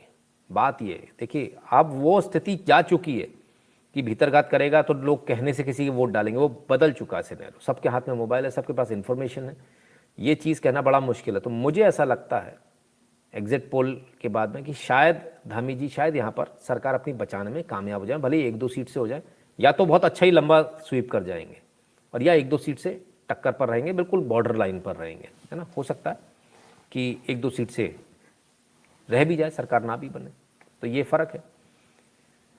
अब सवाल ये उठता है कि यदि धामी जी रिपीट कर जाते हैं सरकार को, तब क्या होगा? यदि धामी जी सरकार को रिपीट कर जाते हैं, तब ये अपने आप में एक बड़ा टर्न अराउंड हो जाएगा, बहुत बड़ा चेंज हो जाएगा, और न सिर्फ चेंज हो जाएगा बल्कि ये एक कहते हैं ना सक्सेस स्टोरी लिख दी जाएगी उत्तराखंड में, और ये धामी जी के कद को अचानक से बहुत बड़ा कर देगी। और ये इतना बड़ा कर देगी धामी जी इसके बाद में सीधे यहाँ से बड़े पोर्टफोलियो के लिए, बड़े उसके लिए इनका नाम चला जाएगा। बड़े पोर्टफोलियो के लिए इन द सेंस ये यहाँ से कहीं नहीं जाने वाले हैं, ये CM ही रहेंगे, बल्कि एक बार और इनको CM का चुनाव लड़वाया जाएगा, और यदि ये फिर से रिपीट मार जाते हैं तो ये PM पद के दावेदार हो जाएंगे, बल्कि कुछ हद तक तो इस बार ही दावेदार हो जाएंगे। क्योंकि जितनी बुरी स्थिति में से निकाल के आए थे, जहाँ बिल्कुल सूपड़ा साफ कहते हैं ना, आप यकीन मानिए मैं आपसे बिल्कुल गलत नहीं बोल रहा हूँ, चुनाव से 6 महीने पहले मैंने इस चैनल पर, अपने चैनल पर कहा था बिल्कुल सूपड़ा साफ है, बीजेपी का दूर दूर तक अता पता नहीं था। इट वॉज लाइक वैनिश्ड, खेल खत्म, बुलडोजर चल गया, इतना बुरा हाल था बीजेपी का उत्तराखंड में। लेकिन धामी जी ने आके 6 महीने में देखिए एज ए पिंच हिटर भेजा गया था, नाइट वॉचमैन आता ना लास्ट में, उस तरीके से भेजा गया था, तुम तो शॉट मारो कैसे भी, उल्टे सीधे आड़े तिरछे, बस रन आने चाहिए और जिता के ले आओ। तो कुछ उस तरीके से काम किया, पिंच हिटर के तौर पर काम किया, नाइट वॉचमैन की तरह से काम किया, बहुत चौके छक्के मारे, बहुत प्रयास किए काम करने, काफ़ी काम किए, बहुत ज़बरदस्त काम किए। 6 महीने में जो कुछ कर सकते थे धामी जी ने किया। और एक आदत होती है कई सारी पार्टियों में, बीजेपी में खास आदत है, बीजेपी क्या करती है, बोले अच्छा ये इसको करना है तो ऐसे समय पर भेजो जब बिल्कुल लंका लगी हुई हो, आग लगी हुई हो, कि बेटा अगर तुम इसमें से निकाल के ले गए तो तुम हमारे लायक बेटे हो, नहीं तो हम तुम्हें पहचानते ही नहीं है। ऐसा होता है, ये बीजेपी की एक पेट परंपरा है। तो और हमेशा ऐसा ही दिया जाता है, और सही भी है एक लिहाज से, जो सबसे मजबूत होगा वही उभर कर आएगा। तो धामी जी अगर इस अग्नि परीक्षा में उभर कर आ गए तो बहुत ऊपर तक जाएंगे। एक और आपको कंटेंडर मिल जाएगा पीएम के पद के दावेदार में, जो बहुत सारे नाम है ना, सबसे ऊपर उसमें योगी जी चल रहे हैं, अमित शाह जी है, ये कुछ लोग बिल्कुल टॉप उसमें, हेमंत बिस्वा शर्मा जी भी आ गए, तमाम सारे और लोग हैं। तो एक नाम और आपका जो है जुड़ जाएगा पीएम पद की दावेदारी में, अगर ये इस बार बचा के ले गए, क्योंकि काम बहुत ज़बरदस्त किया है, इसमें कोई दो राय नहीं। 5 साल यदि इनको मिल गए तो आप ये समझ लीजिए कि टर्न अराउंड हो जाएगा उत्तराखंड, बिल्कुल बदलाव हो जाएगा उत्तराखंड, आपको पहचान में नहीं आएगा कि ये वही उत्तराखंड है, ठीक है ना। तो ये एक बदलाव आने की संभावना, यहाँ से एक नेता और आपको भारत के पूरे भारत के लिए आपको एक नेता और मिल सकता है।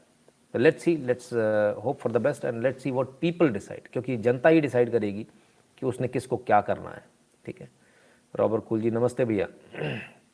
तो ये पूरा जनता के ऊपर दारोमदार है। अब आते हैं तीसरे स्टेट की तरफ। हाँ, तो लोग मुझसे पूछेंगे कि क्या तो मेरा एग्जिट पोल वही है कि ये बाउंड्री लाइन के आसपास रहेगा और या फिर एकदम क्लीन स्वीप कर जाएगा, है ना। बीजेपी के लिए कांग्रेस एकदम क्लीन स्वीप करती नजर नहीं आ रही है, ये चीज तो कंफर्म है। कांग्रेस या तो बाउंड्री लाइन पर दिख रही है या फिर गेम से बाहर दिख रही है, एकदम क्लीन स्वीप नहीं दिख रहा कांग्रेस के साथ में। बीजेपी के साथ एज मिल रही है बीजेपी को, है ना।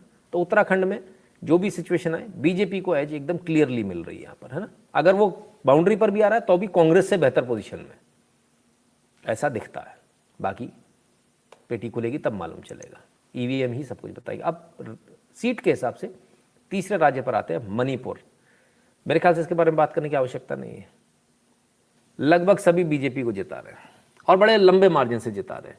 India C Voter, India news, India Today, Chanakya, फलाना ठिकाना, सभी लोग 23 से 27, 28, 43, 31, 31, 38। तो यहाँ क्लीन स्वीप है बीजेपी का, इसमें दिमाग लगाने की आवश्यकता नहीं है किसी को भी, ये क्लीन स्वीप करनी है बीजेपी।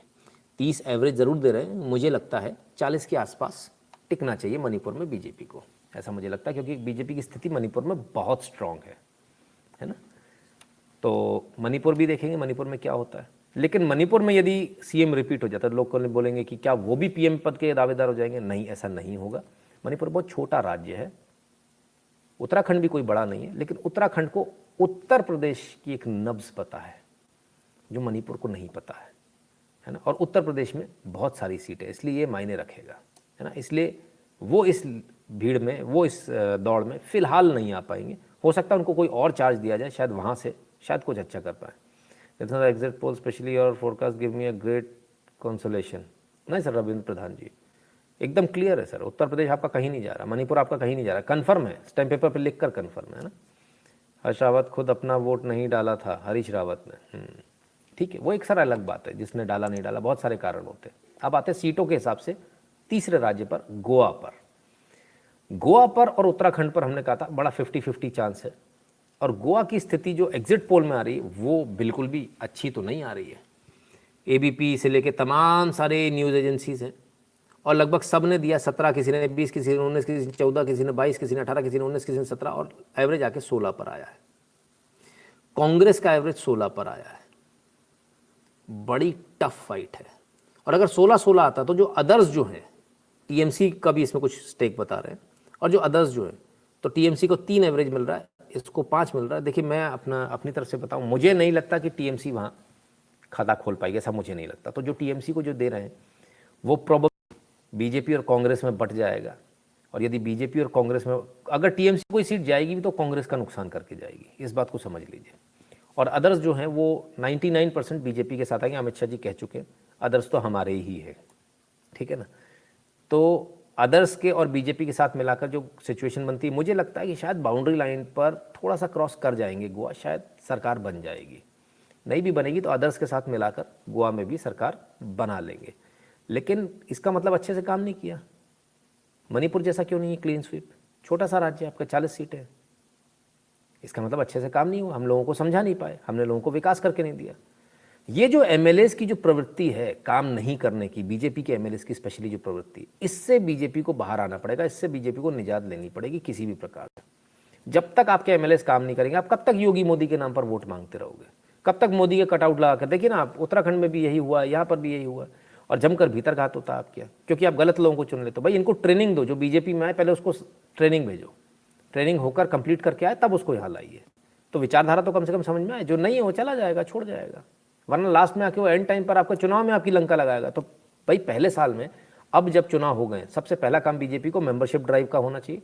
मेंबरशिप ड्राइव के बाद दूसरा काम उसका होना चाहिए 3 महीने के अंदर ट्रेनिंग कंप्लीट करा देना चाहिए, ये युद्ध स्तर पे काम होना चाहिए। और 3 महीने बाद फिर 6 महीने बाद एक होनी चाहिए, फिर 1 साल बाद, और हर साल में फिर एक कंटिन्यू 6 महीने में एक ट्रेनिंग आवश्यक है। और लास्ट फिर इनकी ट्रेनिंग जो उनका जो मेन जो है RSS, वहाँ उनको ट्रेनिंग करानी चाहिए कि अगर आपको ब्लॉक अध्यक्ष भी बनना है तो यदि आप RSS की ट्रेनिंग करके आए, उनके कुछ वर्ग होते हैं, तो वर्ग की यदि आप ट्रेनिंग करके आए तो आपको बनाया जाएगा, नहीं तो नहीं बनाया जाएगा। विचारधारा ज़रूरी है, दिमाग के अंदर विचारधारा स्पष्टता के साथ बैठी होनी चाहिए। मुझे फ़ायदा नहीं मिला, मुझे खदान नहीं मिली रेत की, मुझे रुपये पैसा कमाने को नहीं मिला, तो मैं बीजेपी को हट के हो जाऊँगा, तो वो स्थिति खत्म हो जाएगी आपकी। ये बीजेपी को एक सलाह है, मानेंगे थोड़ी, सबसे ज़्यादा सुपर स्मार्ट लोग हैं, और मैं कौन हूँ? सही बात है। सट्टा बाजार में 240 242 बीजेपी, 123 255 समाजवादी पार्टी के बराबर के भाव से सौदे हो रहे। अच्छा जी, जुगल किशोर जी, क्या बात है, बढ़िया, आपने अच्छा भाव दे दिया। सपा तो नहीं आ रही है, अखिलेश भैया ने दम बहुत भर दी अपने गुंडों में, गुंडे जाके गुंडागर्दी करके आ रहे, दुकानों पे दादागिरी करके आ रहे हैं। क्या कह रहे थे? हमने सबकी लिस्ट बना ली है, ऐसा ही कहा था। मैं दर्शकों आपसे कहता हूँ, समय आ गया है लिस्ट वालों की लिस्ट बनाने का। ये क्या बोल रहे थे, हमने लिस्ट बना ली है, हम सबसे निपट लेंगे। मैं आपसे कहता हूँ अब लिस्ट वालों की लिस्ट बनाने का समय आ गया। बना लो लिस्ट, बना लो लिस्ट, अभी बहुत काम आने वाली है। सर एग्जिट पोल में बंगाल वाला हाल नहीं होगा ना? देखो इल्यूमिनाटी जी, ऐसा कुछ नहीं कह सकते। एग्जिट पोल बहुत छोटा सैंपल होता है, क्योंकि मैं खुद ज़मीन पर नहीं उतरा हूँ इस बार, इसलिए मेरे लिए भी कहना बहुत मुश्किल है। जितने मेरे कॉन्टैक्ट्स हैं वो उनसे पूछ रहा हूँ, उनसे हिसाब किताब ले रहा हूँ, उनसे पूरा जायज़ा ले रहा हूँ। तमाम सारे जो विरोधी पत्रकार हैं उनको भी देख रहा हूँ, उनके वीडियो देखकर उसके आधार पर लगा रहा हूँ। तो अगर ये मेरे इस पोल को यदि बोला जाए तो सर ये AC चैम्बर में बैठ के बना हुआ एग्जिट पोल है जो मेरा आप सुन रहे हो, है ना। ये ज़मीन का एग्जिट पोल नहीं है। ज़मीन का एग्जिट पोल आदमी को पता होता है, डंके की चोट पर आदमी बोलता है इतनी सीटें आएंगी, है ना, तो वो बिल्कुल अलग होता है, राइट। फिर भी हमने बहुत प्रयास किया कि हम आपको सही से सही दे पाए एग्जिट पोल, राइट। तो ऐसा लगता है अब 2 दिन की और बात, अभी रिजल्ट आ जाएगा, है ना। अभी देख लेते हैं क्या होता है क्या नहीं होता। तो मुझे नहीं लगता कि ज़्यादा कुछ मतलब इसमें ऐसी कोई चिंता वाली बात है ना। ज़रा 2 मिनट के लिए आप लोग इस बैनर को देखिए।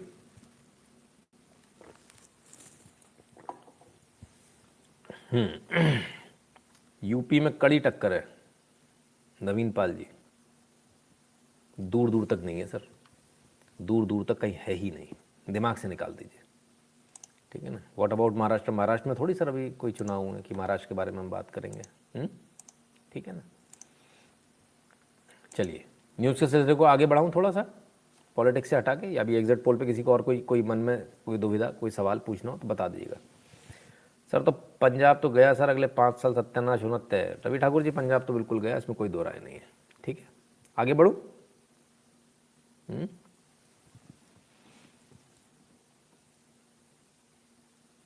हर्ष भदौरिया जी कहते हैं कि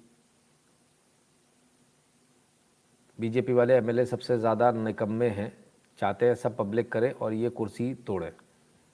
मैं आपकी बात से सहमत हूँ सर, इसीलिए मैंने बोला, है ना, ठीक है ना। चलिए शुक्ला में तो 2024 तक राम मंदिर बन जाएगा। हाँ बिल्कुल बन जाएगा, एकदम बिल्कुल बनेगा। लेकिन बड़ी शर्म की बात है कि जहाँ बिना मांगे वो वोट मिलना चाहिए था, वहाँ इतनी मेहनत करनी पड़ी, ये बहुत शर्म की बात है।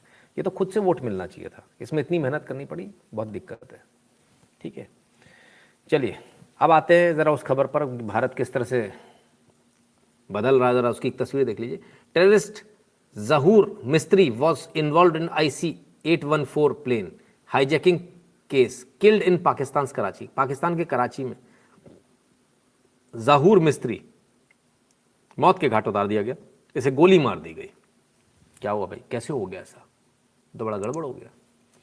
Terrorist Zahoor Mistry murdered in Karachi was in Pakistan with fake identity was also involve in Kandahar plane hijacking case. Kandahar का जो प्लेन हाईजैकिंग केस था, अलग ISI ने उसको अलग बना कर दी थी आइडेंटिटी, उस आइडेंटिटी पर रहता, फिर भी पकड़ा गया और मार दिया गया। Indian airlines flight 814 Zahoor Mistry involve in Kandahar plane hijacking, killed in Karachi, killed in shop. दुकान में इसको मौत के घाट उतार दिया गया, दुकान में इसको मार दिया गया। किसने मारा हमें क्या मालूम, वो तो डोभाल साहब बताएंगे, मुझे क्या मालूम है। मेरे ऊपर क्यों शक करते हो आप लोग कि मुझे ही सब पता होगा। कुछ उन लोगों के लिए भी छोड़ दो। ये बदला हुआ भारत है सर, यहाँ चीज़ें बदल गई हैं, बस आप लोगों को समझने की देर है। Message is strong and clear. Sir I was on ground for 10 days, Modi Yogi name is doing wonders, it can go anything above 300। हाँ हर्ष उपाध्याय जी, बिल्कुल ऐसा मुझे भी लगता है सर। MP में भी MLA कुछ नहीं करते, बस पैसा बना रहे हैं। रविंद्र सिंह जी, भाई क्या करें, ऐसे लोगों को जाकर उनको कॉलर पकड़िए उनका, और क्या कहूँ मैं, कॉलर पकड़ के जगाइए, हिलाइए, है ना। अब बता दीजिएगा कि मैं BJP का ही वोटर हूँ, ध्यान रखना इस बात को। सर ये सट्टा मार्केट का भाव पूछना हो तो मैं बता दूंगा सर, यूपी के, पंजाब के, उत्तराखंड और गोवा। तो बता दीजिए, तीनों चारों बता दीजिए, है ना। यूपी का तो आपने बता ही दिया है। As per me except Punjab, rest all will be BJP। Punjab में तो सर हम वैसे भी नहीं थे, है ना। तो चलिए, तो आपको लग रहा है सिर्फ इतना ही है कि इन्हीं का अभी हुआ है? नहीं, और आगे इससे पहले वाले भी दिखाता हूँ। IC 814 Indian airlines hijacking mastermind killed in Balakot strike. तो बालाकोट एयर स्ट्राइक जो हुई थी उसमें भी इसका जो मास्टरमाइंड था यूसुफ अजहर उर्फ मोहम्मद सलीम, जैश ए मोहम्मद का टॉप कमांडर था, ये बालाकोट एयर स्ट्राइक में मारा गया था। ठीक है ना। तो धीरे धीरे करके वो फोटो लोग अगर देते ना, ग्रुप फोटो लगा देते, तो इंडियन आर्मी उसमें क्रॉस लगाने का काम करती है। तो भारतीय सेना और भारतीय जो लोग हैं, जो भारतीय एजेंसीज हैं, उस पर क्रॉस लगाने का काम करती है। एलिमिनेटेड एलिमिनेटेड एलिमिनेटेड, लाल क्रॉस लगा देते हैं। तो चलिए, ये तो अच्छी बात हुई। बाहर वालों से तो बाद में लड़िएगा, पहले जरा अपने यहाँ देख लीजिए, आप क्या गद्दारों की कमी। राज बदलो, लाल किले पर अपना झंडा लगाओ। राज्यपाल सत्यपाल मलिक ने किसानों को भड़काया, कहा दिल्ली में बैठो, लड़ने की आदत डालो। अरे शाबाश, क्या बात है भाई। नहीं, 6 मार्च 2022 की न्यूज़ है, तो पुरानी नहीं है। तो ये स्थिति है साहब, राज बदलो, लाल किले पर अपना झंडा लगाओ, दिल्ली में बैठो, लड़ने की आदत डालो। अरे गजब रे गजब, कमाल है ये स्थिति। आइए, इनका एक वीडियो भी आया, बड़े शानदार आदमी भाई, बड़ा गजब गजब के इनके वीडियो आते हैं। मुझे कई दोस्तों ने सलाह दी कि अगर तुम चुप रहोगे तो राष्ट्रपति बन जाओगे, चुप रहोगे तो उपराष्ट्रपति बन जाओगे। मैंने कहा मैं इन पदों पे लात मारता हूं। मैंने कहा मैं इन पदों पे लात मारता हूं। राष्ट्रपति पद पे लात मारते हैं, उपराष्ट्रपति पद पे लात मारते हैं। ये सीधा सीधा जो है अवमानना का केस है। इस व्यक्ति पर मुकदमा दर्ज होकर इसे जेल में सड़ाया जाना चाहिए।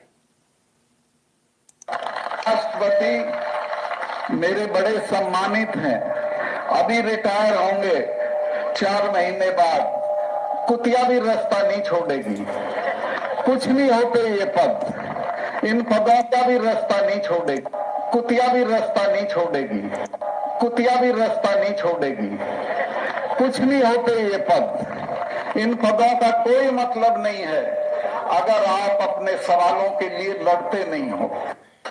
मुझे कई दोस्तों। तो ये इनकी हालत है। ये है सत्यपाल मलिक, गवर्नर हैं कहने को साहब। भाई इनको बर्खास्त करके इनको जेल में सड़ाया जाना चाहिए, एकमात्र इनका यही उपाय है। हम्टी डम्टी को राजनीति शहीद बनना है, इसकी नौकरी जाने वाली है तो नाचना शुरू। सर नौकरी तो इसकी गई, ये चाहे कुछ भी कर ले, ये कितना भी आइटम गर्ल बन के नाच ले, इसका कुछ नहीं होने वाला है, इसका तो काम लग गया। ठीक है ना। चलिए ज़रा और न्यूज़ पर आते हैं। कैसे कैसे गद्दार लोग भर जाते हैं कहाँ का, तब ये होता है। Illiterate, absolutely illiterate. Rajya Sabha TV accuses the Wire of stealing, illegally possessing and using copyrighted material. ये उस समय उन्होंने कॉपीराइट मटेरियल वगैरह लिया था, उसके लेकर सारी बात हुई। लेकिन इस सबसे बड़ी मजे की बात ये है कि राज्यसभा टीवी से इन लोगों को पेमेंट हुआ, वो भी इसी सरकार में। जानते हैं क्यों? क्योंकि राज्यसभा टीवी जो है ना, वो इस सरकार के कार्यकाल में पेमेंट हुआ, और लाखों रुपए का। कितना? 15,000 रुपये एक बार सामने शक्ल दिखाने का। किसको? ये इसको, ये आस्क अस एनीथिंग। 15,000 शक्ल दिखाओ, 15,000 ले जाओ। क्यों? क्योंकि राज्यसभा टीवी जो है राज्यसभा के अंडर में आता था और हामिद अंसारी उसके चीफ थे, तो उन्होंने खूब दबाकर anti India propaganda Rajya Sabha TV से चलाते थे। बाद में इसको इसीलिए बंद किया गया था। और अब फाइलें खुल रही तो मालूम चल रहा है इनको अनटेशंट पेमेंट हुए साहब, करोड़ों के पेमेंट हुए इन लोगों को। बताइए, इनको बुला लेता राज्यसभा टीवी शक्ल दिखाने पे और इनको पेमेंट हो जाता है, और अपने यहाँ के लोगों को कुछ आता ही नहीं है। अपने यहाँ के लोग अपने लोगों को बुला ही नहीं पाते, उनको आगे बढ़ा ही नहीं पाते। बड़े शर्म की बात है ये। Do you think BJP will take action? नहीं, बीजेपी एक्शन ही तो नहीं लेती, मौका ही नहीं देते कि कोई इस तरह की हरकत कर पाए। तो ये राज्यसभा टीवी की असलियत थी, इसलिए राज्यसभा टीवी हटाकर संसद टीवी बनाया गया, मर्ज कर दिया गया राज्यसभा लोकसभा दोनों को। ठीक है, आइए साहब थोड़ी नमाज वमाज पढ़ा दें आपको। रेलवे प्लेटफॉर्म, कुली घर, सड़कें, बस के छत, आओ अब उसके बाद बैल पर भी ले लो भाई, नंदी महाराज पे भी आ गए। इस पागलपने का क्या इलाज है कोई? ये क्यों बनाई गई ये वीडियो? ये वीडियो इसलिए बनाई गई है क्योंकि नंदी महाराज जो है ना, आपके शिव जी की सवारी है ना, शिव जी के आप इन्हें पूजते हो, तो इसलिए उसके ऊपर चढ़ के अब नमाज पढ़ी जाएगी। ये आपको प्रोवोक किया जा रहा है कि देख लो तुम्हारे नंदी के ऊपर चढ़कर हम यहाँ नमाज पढ़ रहे हैं। बेसिकली सीधा सीधा धारा 153 का केस बनता है, धार्मिक भावनाएं आहत करने का केस बनता है। ये जानबूझकर ऐसा किया जा रहा है ताकि आपकी धार्मिक भावनाएं आहत की जाए। तो ये सब है। कुत्तों कितना ही प्यार दो, सोफे फाड़ने नहीं छोड़ते। हाँ बिल्कुल, इसमें कोई दो राय नहीं है। ये बुढ़ा सुधरेगा ना भाई, बीजेपी इज़ बेरिंग हिम। खेल खत्म हो गया सर, उनका कार्यकाल खत्म होने वाला। आइटम गर्ल की तरह नाच रहे हैं कि मुझे कुछ मिल जाए, वो मिल नहीं रहा है। इनको उपराष्ट्रपति बनना है, वो बन नहीं पा रहे। बड़ी रिक्वेस्ट करी इन्होंने बीजेपी के तमाम सारे नेताओं से, लेकिन हो नहीं पाया। चलो साहब, नमाज पढ़ रहे होंगे, शायद हूर चाहिए होगी उनको, लेकिन जो हूरें हैं वो तो इनके पीछे भाग रही हैं, तो ये सुन नहीं रहे। देखे ज़रा।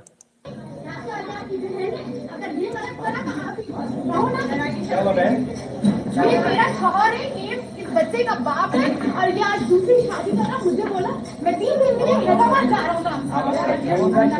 ये मेरा शौहर है, मेरे इस बच्चे का बाप है। आप अंदर आइए। और वो मेरी सास है, वो मेरी जेठानी, जिसकी माँ लेकिन से बीमार थी, ड्रिप लग रहा था। एक औरत होगी, उसने औरत का लिहाज नहीं किया। दूसरी शादी नहीं, अभी रुको, अंदर जाने दो, तब आएगा मजा। तुम्हें नहीं पता है ये मेरा शौहर है?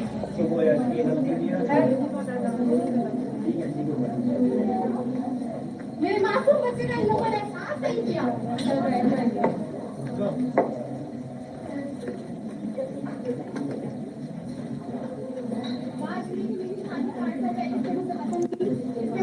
ये बाकायदा रिश्ता लेकर मेरे मायके आया, उसके घर वाले आए।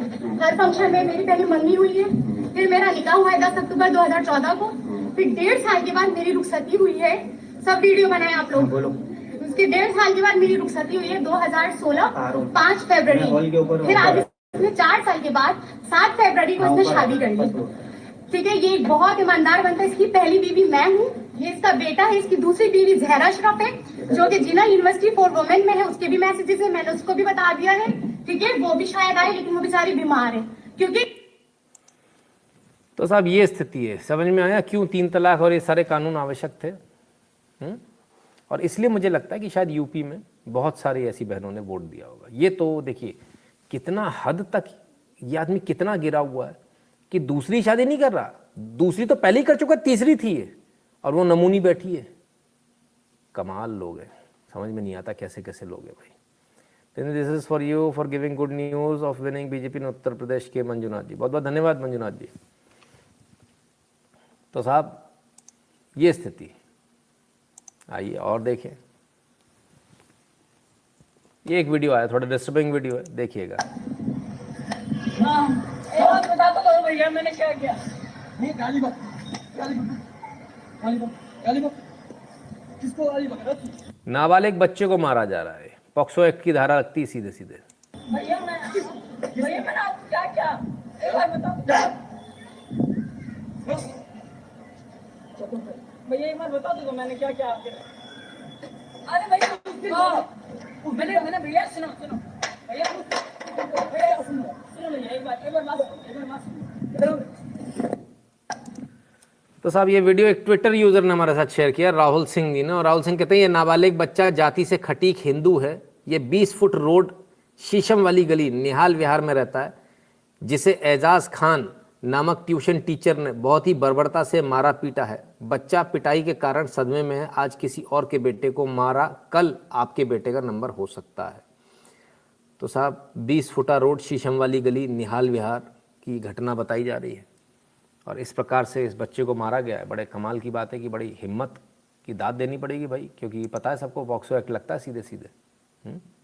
एक और वीडियो हमारे पास में आया है और बताया जा रहा है भोपाल का। एक और ट्विटर यूज़र ने ये वीडियो शेयर किया। भोपाल अन्ना नगर में मुस्लिम समुदाय के लोगों ने हिंदू भाई बहनों पर एवं भगवान जी की मूर्ति पर पथराव किया एवं गाली गलौज की, जिस जान से मारने की कोशिश की। युवक की हालत गंभीर है। खुलेआम हिंदुस्तान में आतंकवाद फैला रहे, देखो भाईचारा निभाने वाले दोगले हिंदू। भाई इस वीडियो को भी देख ले जरा, क्या हुआ।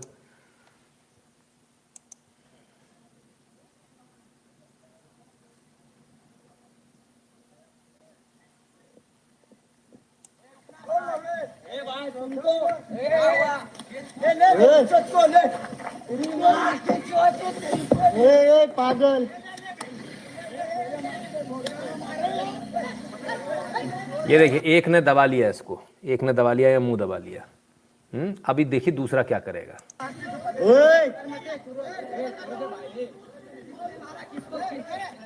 एक ने सिर पकड़ लिया, दूसरा आया। देखिए किस तरह से काम होता है, कांड कैसे लगाया जाता है। दूसरा आया दौड़ के, ये पत्थर उठाया, ये आई जवलिया नहीं, और ये मारा सिर पे। ये आई जवलिया नहीं,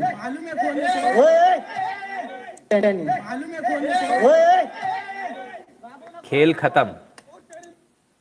लो जी, ये होता है टीम वर्क। कभी आपने ऐसे टीम वर्क में काम किया? इसे बोलते हैं इन लोगों का टीम वर्क ऐसा होता है। ये स्थिति है इस देश के अंदर। दोनों ही वीडियो को हमने वेरीफाई नहीं किया कहाँ के हैं, बताया जो ट्विटर यूजर्स ने जो बताया, हम उसी आधार पर चल रहे हैं। These homeland Islamic rules are hell for women. It will only benefit Maulvis and their puppets. हाँ अश्विन जी, बिल्कुल इसमें कोई दो राय नहीं है। ठीक है ना। तो ये स्थिति है। खैर आइए और देख लें ज़रा। सुजीश की भी देख लें। अब मैं क्या पढ़ूँ इसको, मुझे पढ़ने में शर्म आएगी, आप खुद ही पढ़ लीजिए।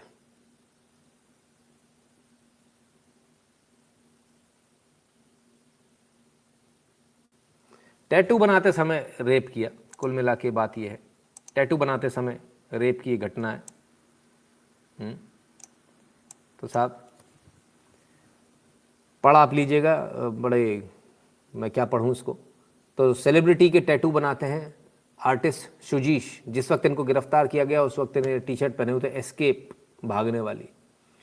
तो ये इनका धंधा है, टैटू बनाने के नाम पे ये काम हो रहा है। ये काम हो रहा है टैटू बनाने के नाम पर। और लोग टैटू बनाने कौन जाता है? आपके घरों से लोग, आपके घरों से बेटियां टैटू बनवाने जा रही हैं। फिर वहाँ क्या क्या खुलवाया जाता है उन्होंने लिख दिया, और कहाँ कहाँ क्या क्या पकड़ा जाता है, क्या क्या किया जाता है वो भी उसमें लिखा हुआ नहीं उसमें। खैर चलिए, एक तस्वीर जो आ रही है, एक तस्वीर, एक हम आपको वीडियो अभी दिखाएंगे, बहुत इंपॉर्टेंट वीडियो जो सबसे लास्ट में दिखाएंगे। तो मेरा निवेदन है कोई जाइएगा नहीं छोड़कर, बहुत इंपॉर्टेंट वीडियो है, लास्ट में दिखाएंगे आपको, है ना, क्योंकि कॉपीराइट वाला इशू आएगा उस पर। इसलिए तमिलनाडु से एक फोटो आ रही है, मतलब एक तस्वीर आ रही है, बट देखकर बड़ा अच्छा लगा। लोडिंग ऑटो वाले भैया हैं और CDS बिपिन रावत की फ़ोटो लगा रखी है। बड़े ऐसे भी लोग हैं, ऐसे भी लोग हैं इस देश में जो सैनिकों को इतना सम्मान देते हैं। भाई ये तो हम भी कर सकते हैं, ये तो हम लोग भी कर सकते हैं। करना चाहिए, प्रयास करना चाहिए ऐसा। और कुछ लोग और प्रयास भी कर रहे हैं, अलग अलग प्रयास भी हो रहे हैं आजकल। रेडियम नंबर प्लेट की, क्योंकि ज़्यादातर दुकानें उन्हीं की होती, तो किसी भाई ने दुकान खोली, सनातनी हिंदू की दुकान, रेडियम नंबर प्लेट, कमाल है भाई, ये भी सही है।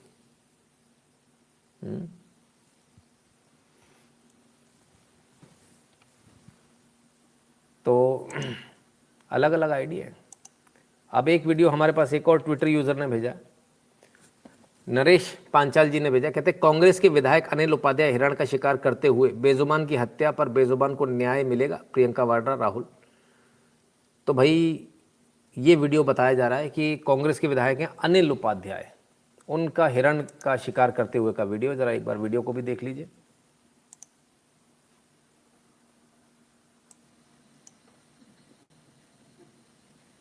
पहले खाना खिला के हिरण को पास बुलाया गया, इसे शिकार बोलते हैं क्या, आप मुझे बताइए।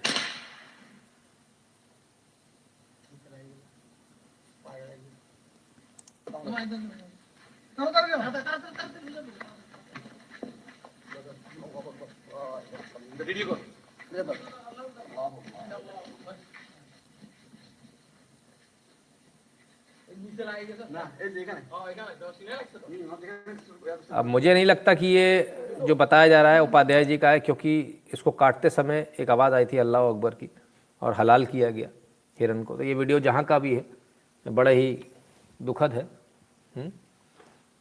और हिरन को मारा तो इन पर वाइल्ड लाइफ एक्ट लगेगा और ये बहुत लंबी सज़ा में जाएंगे जो भी व्यक्ति है। तो मैं उम्मीद करता हूँ कि ये सरकार तक पहुँचे, उस तक पहुँचे जहाँ तक जाना है और इनको सज़ा भी हो।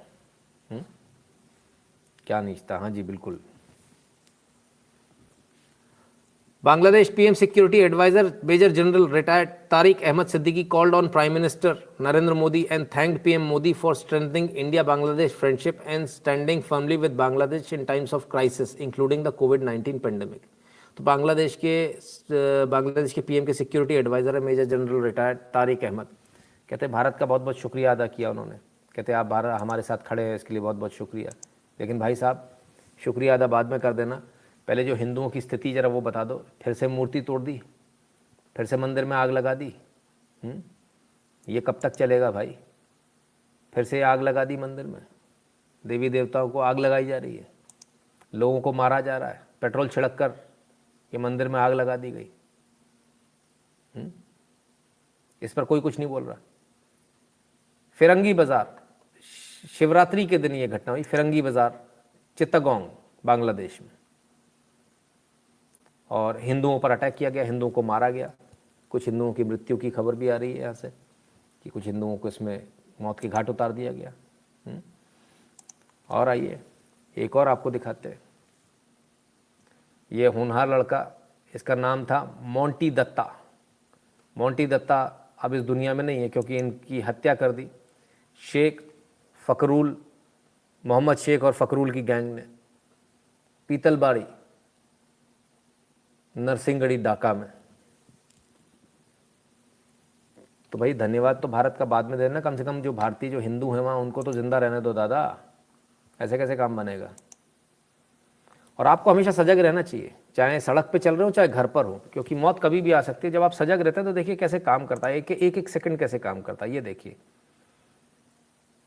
ये बंदा आया, गिरा और ये तुरंत उठ के भागा, इसलिए बाल बाल बच गया, नहीं तो खेल खत्म हो जाता इसका।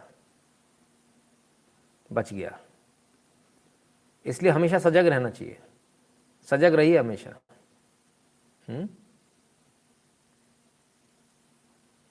ये स्किड हुआ और ये भाग लिया, बच गया, बाल बाल बच गया,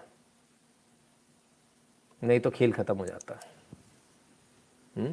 इसलिए बहुत सजगता के साथ रहिए, जब भी ड्राइव करें तब भी बहुत सजग रहिए, और जैसी कुछ घटना उस पर एक्शन का रिएक्शन तुरंत आना चाहिए, है ना। मैंने आपसे कहा था बहुत इंपॉर्टेंट वीडियो मैं आपको सबसे लास्ट में दिखाऊंगा। पहले एक भाई साहब की तस्वीर दिखाऊं, इनको पहचानते हैं आप, कौन है ये? जल्दी से बता दीजिए कौन सज्जन है ये।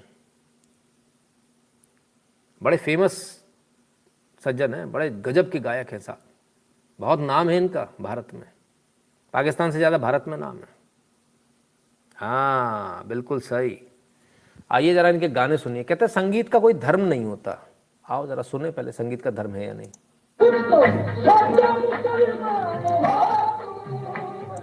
कुछ तो सोचो मुसलमान हो तुम,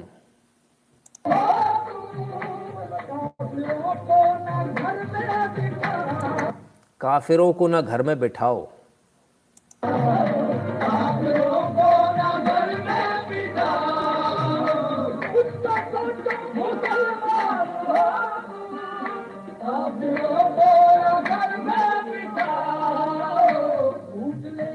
ये लूट लेंगे ईमान हमारा।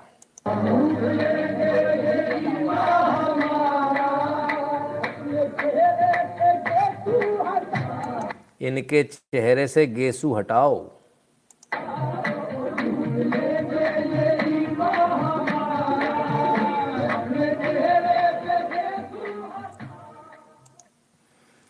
वाह साहब। तो ये थे नुसरत फ़तेह अली खान, जिनका वो गाना बड़ा फेमस हुआ था, मेरे रश के कवर, और पता नहीं कौन कौन से, और वो था ना आफरी आफरी, पता नहीं कौन कौन से गाने इनके फेमस हुए थे। किन लोगों के गाने सुन रहे थे हम लोग, हमें ये भी नहीं पता है। हमारी हालत इतनी ख़राब है कि हमें यही नहीं मालूम कि आदमी खुले में चौड़े में गाने गा गा कर हमको कोस रहा है, हमको गालियाँ दे रहा है, और हम उन लोगों के गाने सुन रहे हो या खुश हो रहे हैं। अरे नुसरत साहब की नई कैसेट आई है, नया रिकॉर्ड आया है, डूब के मर जाओ। ये स्थिति। वो राहत फतेह, सच सॉरी, आफरी वाला तो शायद नुसरत का ही था अगर मैं गलत नहीं हूं तो। I never like this play list delete. बिल्कुल जी बिल्कुल, एब्सोल्युटली। ऐसे लोगों का बॉयकॉट होना चाहिए, दबा कर होना चाहिए। और हमेशा याद रखिए, जब इनके नाम में लगा हुआ ना, नाम से पहचान जाइए। मोदी जी कहते कपड़ों से पहचान होती है, मैं कहता हूँ नाम से भी पहचान होती है। नाम से ही समझ जाया करो क्या है। कमाल है भाई, इतनी नफरत तो हमने कहीं नहीं देखी, किसी के साथ नहीं देखी। बहरहाल मुझे नहीं लगता कि आप मुझसे इतनी नफरत करते हो, इसलिए 8770720196 पर गूगल पे, पेटीएम, फ़ोनपे के माध्यम से कंट्रीब्यूट करना, सपोर्ट करना ना भूलिएगा। भीम यूपीआई एड्रेस है n.शुक्ला@UPI। भारत के बाहर जो लोग रहते हैं उनके लिए दो ऑप्शन है, patreon.com/नितिन शुक्ला और paypal.me/नितिन शुक्ला GWL, राइट। तो ये सारे कंट्रीब्यूशन के तमाम सारे तरीके। बहुत सारे लोगों को लगता होगा कि यार तो बड़ा आसान काम है, बहुत ईजी है। तो एक बार फिर बता दे रहे हैं भाई साहब, देख लो, 10 लाख रुपए तो वेबसाइट चलाने वाले लोग हैं जो लाइव नहीं चलाते, रोज़ की न्यूज़ नहीं देते, रोज़ का एनालिसिस नहीं करते, तब इन जैसे लोग कहते हैं 10 लाख, जबकि इनका भी 60-70 लाख का खर्चा है। तो ये सच्चाई है। थोड़ा सा हम भी थोड़ा बेहतर कर पाए, कुछ अच्छा कर पाए, उसके लिए बहुत आवश्यक है, आप लोगों का सपोर्ट बहुत आवश्यक है। तो वही अगर सपोर्ट मिलेगा तो कुछ अच्छा भी करेंगे। सर मुझे तो इसकी आवाज़ ही पसंद नहीं, इंडिया में बेशुमार सिंगर है। अश्विन जी बिल्कुल, इसमें कोई दो राय नहीं है ना। अमातु सिंघा जी ने तो गुड नाइट ही कर दिया, बोले टाटा बाय बाय, अपन आगे सुनेंगे ही नहीं, पैसे वाली बात आ गई। चलो भैया कोई बात नहीं, तो ठीक है भाई, ये था आज का लाइव। कल फिर मिलेंगे बहुत सारी न्यूज़, बहुत सारे एनालिसिस के साथ। तब तक के लिए क्या करना है आपने, एक कमेंट ले लेता हूँ। सर ये खुद काफिरों के घर में आकर ही कमाया गाया, फिर इसका ईमान कहाँ गया। एब्सोल्युटली, पैसे कमाना जायज़ है काफिरों से। तो तब तक अपना ख्याल रखिएगा, स्वस्थ रहिए, मस्त रहिए, अच्छा खाते पीते रहिए और तनाव मुक्त रहिए, चिंता मुक्त रहिए, क्योंकि आपकी चिंता से समस्या का समाधान नहीं होने वाला है। अगर आप चिंता मुक्त रहेंगे तो ज़रूर आपका दिमाग काम करेगा और शायद समस्या का समाधान मिल जाए। और उनकी चिंता बिल्कुल मत कीजिएगा जिसमें आप कुछ भी नहीं कर सकते, जैसे यूपी का रिजल्ट क्या आएगा, इसका क्या होगा, उसका क्या होगा। ये चीज़ें आपके हाथ में नहीं है, इसलिए इसकी टेंशन लेना बंद कर दीजिए। सिर्फ देखिए, सुनिए और उस पर हमको क्या करना है अगले 5 साल का, उसकी तैयारी कीजिए। जय श्री राम पॉलिटिक्स बाज जी। तो मित्रों कल मिलते हैं। आप सबने अपना कीमती समय दिया, इसके लिए बहुत बहुत धन्यवाद। कल फिर मिलेंगे बहुत सारी न्यूज़ के साथ, बहुत सारे एनालिसिस के साथ। तब तक के लिए नमस्कार।